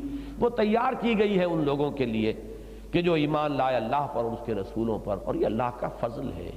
یہ بھی نہ سمجھ بیٹھنا کہ تم محض اپنی محنت اور کوشش سے حاصل کر لو گے۔ محنت اور کوشش اپنی جگہ ہے، لیکن وہاں تک پہنچنا جو ہے اللہ کی توفیق اور تیسیر کے بغیر ممکن نہیں، اور اسے اپنے لیے صرف فضل سمجھو۔ اللہ واللہ ذو الفضل العظیم، اللہ بہت بڑے فضل والا ہے۔ یہ ایک رکاوٹ ہے، یہ بڑی رکاوٹ ہے۔ ہاتھی کے پاؤں میں سب کے پاؤں، دنیا کی زندگی، آخرت کی زندگی، اس میں فیصلہ کرنا ہے کہ تمہارا اصل مقصود و مطلوب کیا ہے۔ اب اس کے ذیل میں ایک چھوٹی رکاوٹ، تکلیفیں، مصیبتیں، مشکلات، مصائب یہ آتے ہیں۔ بہرحال انسان ہے، متاثر ہوتا ہے۔ اب اس کے ضمن میں ما صاب من مصیبت فی الارض ولا فی انفسکم الا فی کتاب من قبل ان نبرأ۔ یہ نظر کا دھوکہ ہے۔ جو بھی مصیبت آتی ہے، چاہے تمہاری جان میں چاہے زمین میں، بڑے پیمانے پر یا چھوٹے پیمانے پر، انفرادی سطح پر یا اجتماعی سطح پر، یہ سب تو پہلے سے درج ہے ایک کتاب میں، اس سے پہلے کہ ہم انہیں ظاہر کریں۔ نبرأ یہ وہی لفظ ہے جس سے اللہ کا نام بنا ہے باری۔ هو اللہ الخالق الباری المصور، تو برا ظاہر کر دینا، نمایاں کر دینا۔ اس کو جو ہمارے فلاسفہ اسلام ہیں ان کے نقطہ نگاہ سے یوں سمجھیے کہ جیسے کوئی شخص کوئی چیز تخلیق کرتا ہے تو پہلے اس کے ذہن میں اس کا ایک نقشہ بنتا ہے، کوئی تصور ذہن میں آئے گا، کوئی آرکیٹیکٹ ہو، کوئی مصور ہو، کوئی نقاش ہو، یا کوئی بھی کسی طرح کی صناعی کر رہا ہو، اس کا نقشہ ذہن میں بنتا ہے۔ یہ جو تصویر ذہنی ہے، یہ ایک تخلیق ذہنی ہے، پھر یہ ظاہر ہوتی ہے۔ پھر اب آپ کے ہاتھ، بڑھئی کے ہاتھ وہ سب کچھ ظاہر کر رہے ہیں جو اس کے ذہن میں نقشہ پہلے بنا ہے۔ تو در حقیقت یہ بھی آیان ثابتہ، یہ کائنات ہمیشہ سے موجود تھی اللہ کے علم میں۔ اس کی تخلیق در حقیقت اس کو جو اللہ کے علم میں ہمیشہ سے موجود تھی، اس کو ایک وجود خارجی عطا کر دینا ہے، اس کو ظاہر کر دینا ہے۔ تو تخلیق خداوندی جو ہے ایک اعتبار سے وہ در حقیقت لفظ باری کے حوالے سے سمجھ میں آئے گا کہ وہ جو نقشہ ذہن میں، وہ جو علم خداوندی کے اندر پہلے ہی سے چیزیں موجود تھیں، در حقیقت انہی کو اللہ نے ایک حرف کن سے ایک وجود خارجی عطا کر دیا ہے۔ تو یہ تو ساری چیزیں اس علم کے اندر ہیں، اس کا جزو ہے، اس کا جزو لا ینفک ہے۔ کس وقت کیا ہونا ہے یہ اس کے علم میں ہے، طے شدہ ہے۔ یہ تو چونکہ اب یہ انفولڈ کر رہا ہے، وہ قدیم علم الہی وہ اپنا ظہور کر رہا ہے، اور اس میں زمان اور مکان کی یہ مختلف کیٹیگریز قائم ہو گئی ہیں۔ فلاں وقت پر اور فلاں جگہ پر یہ واقعہ ہوگا، اس سے تمہارے معاملات متعلق ہو گئے۔ کسی کے لیے کوئی واقعہ جو ہے مسرت بخش ہے، کسی کے لیے تکلیف بخش ہے۔ ایک کا لاس دوسرے کا گین ہے، ایک کی خوشی دوسرے کے لیے غمی کا باعث بن جاتی ہے۔ یہ چیزیں آربیٹریری ہیں، یہ ریلیٹیو ہیں، ان کی کوئی حقیقت نہیں ہے۔ اس حقیقت کو جان لو، اگر وہ بڑے پیمانے پر معرفت ربانی کا کوئی بھی ہلکی سی رمق بھی تمہیں مل جائے تو جان لو ما صاب من مصیبت فی الارض ولا فی انفسکم الا فی کتاب من قبل ان نبرأها ان ذلک علی اللہ یسیر۔ تم اپنے اوپر قیاس کرو گے تو تمہیں یہ بہت مشکل نظر آئے گا، اللہ کے لیے یہ بہت آسان ہے۔ لیکن یہ سارا فلسفہ تمہیں کیوں پڑھایا؟ اب دیکھیے لفظ حرف لام سے شروع کیا، لے۔ اس پورے فلسفے کا حاصل کیا نکلنا چاہیے تمہارے عمل میں؟ لِكَيْ لَا تَأْسَوْا عَلَىٰ مَا فَاتَكُمْ وَلَا تَفْرَحُوا بِمَا آتَاكُمْ، تاکہ جو چیز تم سے جاتی رہے، چھوٹ جائے، تم محروم ہو جاؤ، تم سے چھن جائے، کوئی عزیز فوت ہو جائے، کوئی مال ہاتھ سے نکل جائے، کوئی موقع ہاتھ سے نکل جائے، تو اس پر افسوس نہ کیا کرو۔ فوری سا وقتی طور پر کوئی احساس یہ اس کے منافی نہیں ہے، وہ بشریت کا تقاضا ہے، وہ غیر اختیاری ہوتا ہے۔ لیکن کہیں اس نے اگر قدم جما لیے تو اس کا مطلب یہ ہے کہ یہ جو تمہیں بتایا گیا ہے ما اصاب من مصیبت فی الارض ولا فی انفسکم الا فی کتاب من قبل ان نبرأها، اور وہ حدیث جو میں نے کل آپ کو سنائی تھی جمعے میں جو لوگ شریک تھے کہ اس بات کو ذہن نشین کر لو، ما اصابک لم یکن لیخطئک، جو چیز بھی تم پر پڑی ہے وہ کسی طرح بھی تم سے دور ہو سکتی ہی نہیں تھی، اور ما اخطاک لم یکن لیصیبک، اور جو چیز تم سے چھوٹ گئی ہے ممکن ہی نہیں تھا کسی شکل میں بھی کہ تم اس کو پا سکتے اور حاصل کر سکتے۔ یہ تو اللہ تعالیٰ پر ایمان اور یقین کا گویا کہ اس کی انتہائی جو اہم اور فوری کورلریز ہیں وہ یہ ہیں، اس کے منطقی نتائج ہیں۔ لہذا پھر افسوس کاہے پر، اور کچھ مل گیا تو اترانا کاہے کو، جو مل گیا ہے اس کی تو جواب دہی کرنی پڑے گی، اکاؤنٹ فار کرنا پڑے گا۔ وَلَا تَفْرَحُوا بِمَا آتَاكُمْ، جو کچھ تمہیں دے دے اس پر اترایا نہ کرو۔ تو یہاں یہ ضرور ہے کہ تعصب میں بھی افسوس کا وہ درجہ ہے کہ جو انسان کے قوا کو منجمد سا کر دے اور شل سا کر دے، اور ولا تفرحوا میں بھی خوشی کا وہ انداز ہے کہ انسان جس کو ہم کہتے ہیں پھولے نہ سمانا، فرح کے معنی یہ پھٹ جانا، یہ فا سے جو لفظ بنتے ہیں بہت سے ان کے اندر یہ آپ کو قدر مشترک ملے گی، پھٹنا، ٹوٹنا، فکا یا فکو، اور اسی طریقے سے فلق، یہ تمام الفاظ جو ہے فرق کے معنی بھی توڑ دینا، علیحدہ علیحدہ کر دینا۔ تو فرح وہ ہے جس میں کہ آدمی گویا کہ اسی طریقے سے فجر ہے پھٹنا، فنفجرت من حسنۃ عشرۃ عینا، اسی طرح کا یہ لفظ ہے فرح، خوشی سے جسے ہم کہتے ہیں آپے میں سے، یعنی خوشی میں پھولے نہ سمانا جائے، کپڑوں سے آدمی باہر ہو رہا ہے گویا کہ، اور اس کی جو خوشی پھوٹ رہی ہے اس کے بدن سے، یہ کیفیت نہیں ہونی چاہیے۔ وَلَا تَفْرَحُوا بِمَا آتَاكُمْ وَاللَّهُ لَا يُحِبُّ كُلَّ مُخْتَالٍ فَخُورٍ، جس میں یہ کیفیت ہوگی اب ظاہر بات ہے کہ اس میں جو کچھ مل گیا ہے اس پر فخر ہوگا، غرور ہوگا، تکبر پیدا ہوگا، اور اس کے بعد اس کا منطقی نتیجہ کیا ہے؟ بخل پیدا ہوگا۔ دیکھیے ربط، اس لیے کہ جس چیز پر فخر کر رہا ہے اس کی قدر و قیمت اس کے ذہن میں ہے، تبھی تو فخر کر رہا ہے۔ جب فخر کر رہا ہے تو اس چیز کو روک کر رکھے گا کہ یہ اپنے ہاتھ سے دے دے گا؟ جس پر اس کے دل کا انشراح ہے، دل کی خوشی ہے، جس پر وہ فخر کر رہا ہے، جس کی بنا پر وہ دوسروں پر اپنی بالا تری جو ہے یا اپنی دھوس جما رہا ہے، اب اس چیز کو سنبھال کر رکھے گا، سینت کر رکھے گا یا خرچ کرے گا؟ بالکل منطقی بات ہے۔ الذین یبخلون، اور جب وہ خود بخل سے کام لیں گے، ویامرون الناس بالبخل، وہی جو میں عرض کر چکا ہوں کہ وہ جو کہتے تھے بے وقوف ہو گئے ہوئے، یہ لوگ بے وقوف ہیں، تو وہ لوگ سمجھاتے بھی تھے کہ ذرا ہوش کے ناخن لو، اس طرح تم نے دونوں ہاتھ کھلے چھوڑ دیے ہیں، کچھ سوچو، بال بچوں کی فکر بھی کرو، بچیوں کے ہاتھ بھی پیلے کرنے ہیں، ان کا بھی کچھ خیال کرو۔ یہ ساری جو ہے بڑی ہی یعنی خیر خواہانہ انداز میں، ناصحانہ انداز میں، مشفقانہ انداز میں یہ مشورے دیے جائیں گے۔ وَيَأْمُرُونَ النَّاسَ بِالْبُخْلِ وَمَن يَتَوَلَّ فَإِنَّ اللَّهَ هُوَ الْغَنِيُّ الْحَمِيدُ، اور جو پیٹھ دکھا دے، پیٹھ موڑ لے، رخ اپنا دوسری طرف کر لے، تو جان لو اللہ تو غنی ہے اور حمید ہے، اسے کسی کی احتیاج نہیں ہے۔ یہ تو امتحان تھا، تمہارے ایمان کا امتحان تھا۔ تو یہاں آپ دیکھیے میں نے عنوانات کیا قائم کیے، حیات دنیاوی کے مراحل اور حیات اخروی سے تقابل، یہ پہلی آیت تھی۔ جنت کی وسعت اور اس کا فضل رب ہونا، ذالک فضل اللہ یؤتیہ من یشاء۔ نمبر 3، مصائب و حوادث دنیا کی حقیقت اور اہل ایمان کا رد عمل۔ نمبر 4، طالب دنیا کی علامت بخل بمقابلہ انفاق، اس لیے کہ شروع ہی تو یہاں سے ہوا تھا، آمنوا باللہ ورسولہ وانفقوا مما جعلکم مستخلفین فیہ۔ اس انفاق کی ضد ہے بخل۔ بخل پیدا کیسے ہوتی ہے؟ وہ ساری حب دنیا، انسان کا پھر ویلیو سٹرکچر، اس کے سوچ کے پیمانے، عزت اور ذلت کا اس کا اپنا معیار، کس چیز سے دنیا کے اندر عزت ہے اور کس چیز کو وہ ذلت سمجھ رہا ہے، اور پھر اس کے نتیجے میں خود بخل اور دوسروں کو بخل کی تلقین اور نصیحت۔ اس کے بعد وہ آئی آخری آیت جو ہم پڑھ چکے ہیں، صرف تلاوت اس کی دوبارہ کر کے ترجمہ کر لیجئے۔ لَقَدْ أَرْسَلْنَا رُسُلَنَا بِالْبَيِّنَاتِ، ان تمام حصوں کو جوڑ کر مربوط کرنے والا وہ ڈور جو ہے جس کے اندر کے یہ تمام موتی پروئے گئے ہیں، جس کو یہ ایک معنوی اعتبار سے ایک وحدت کی شکل دینے والی آیت یہ ہے، ہم ہی نے بھیجا اپنے رسولوں کو واضح نشانیوں اور معجزوں کے ساتھ، نازل فرمائی ان کے ساتھ کتاب بھی اور میزان عدل بھی، تاکہ لوگ قائم ہو اس عدل پر۔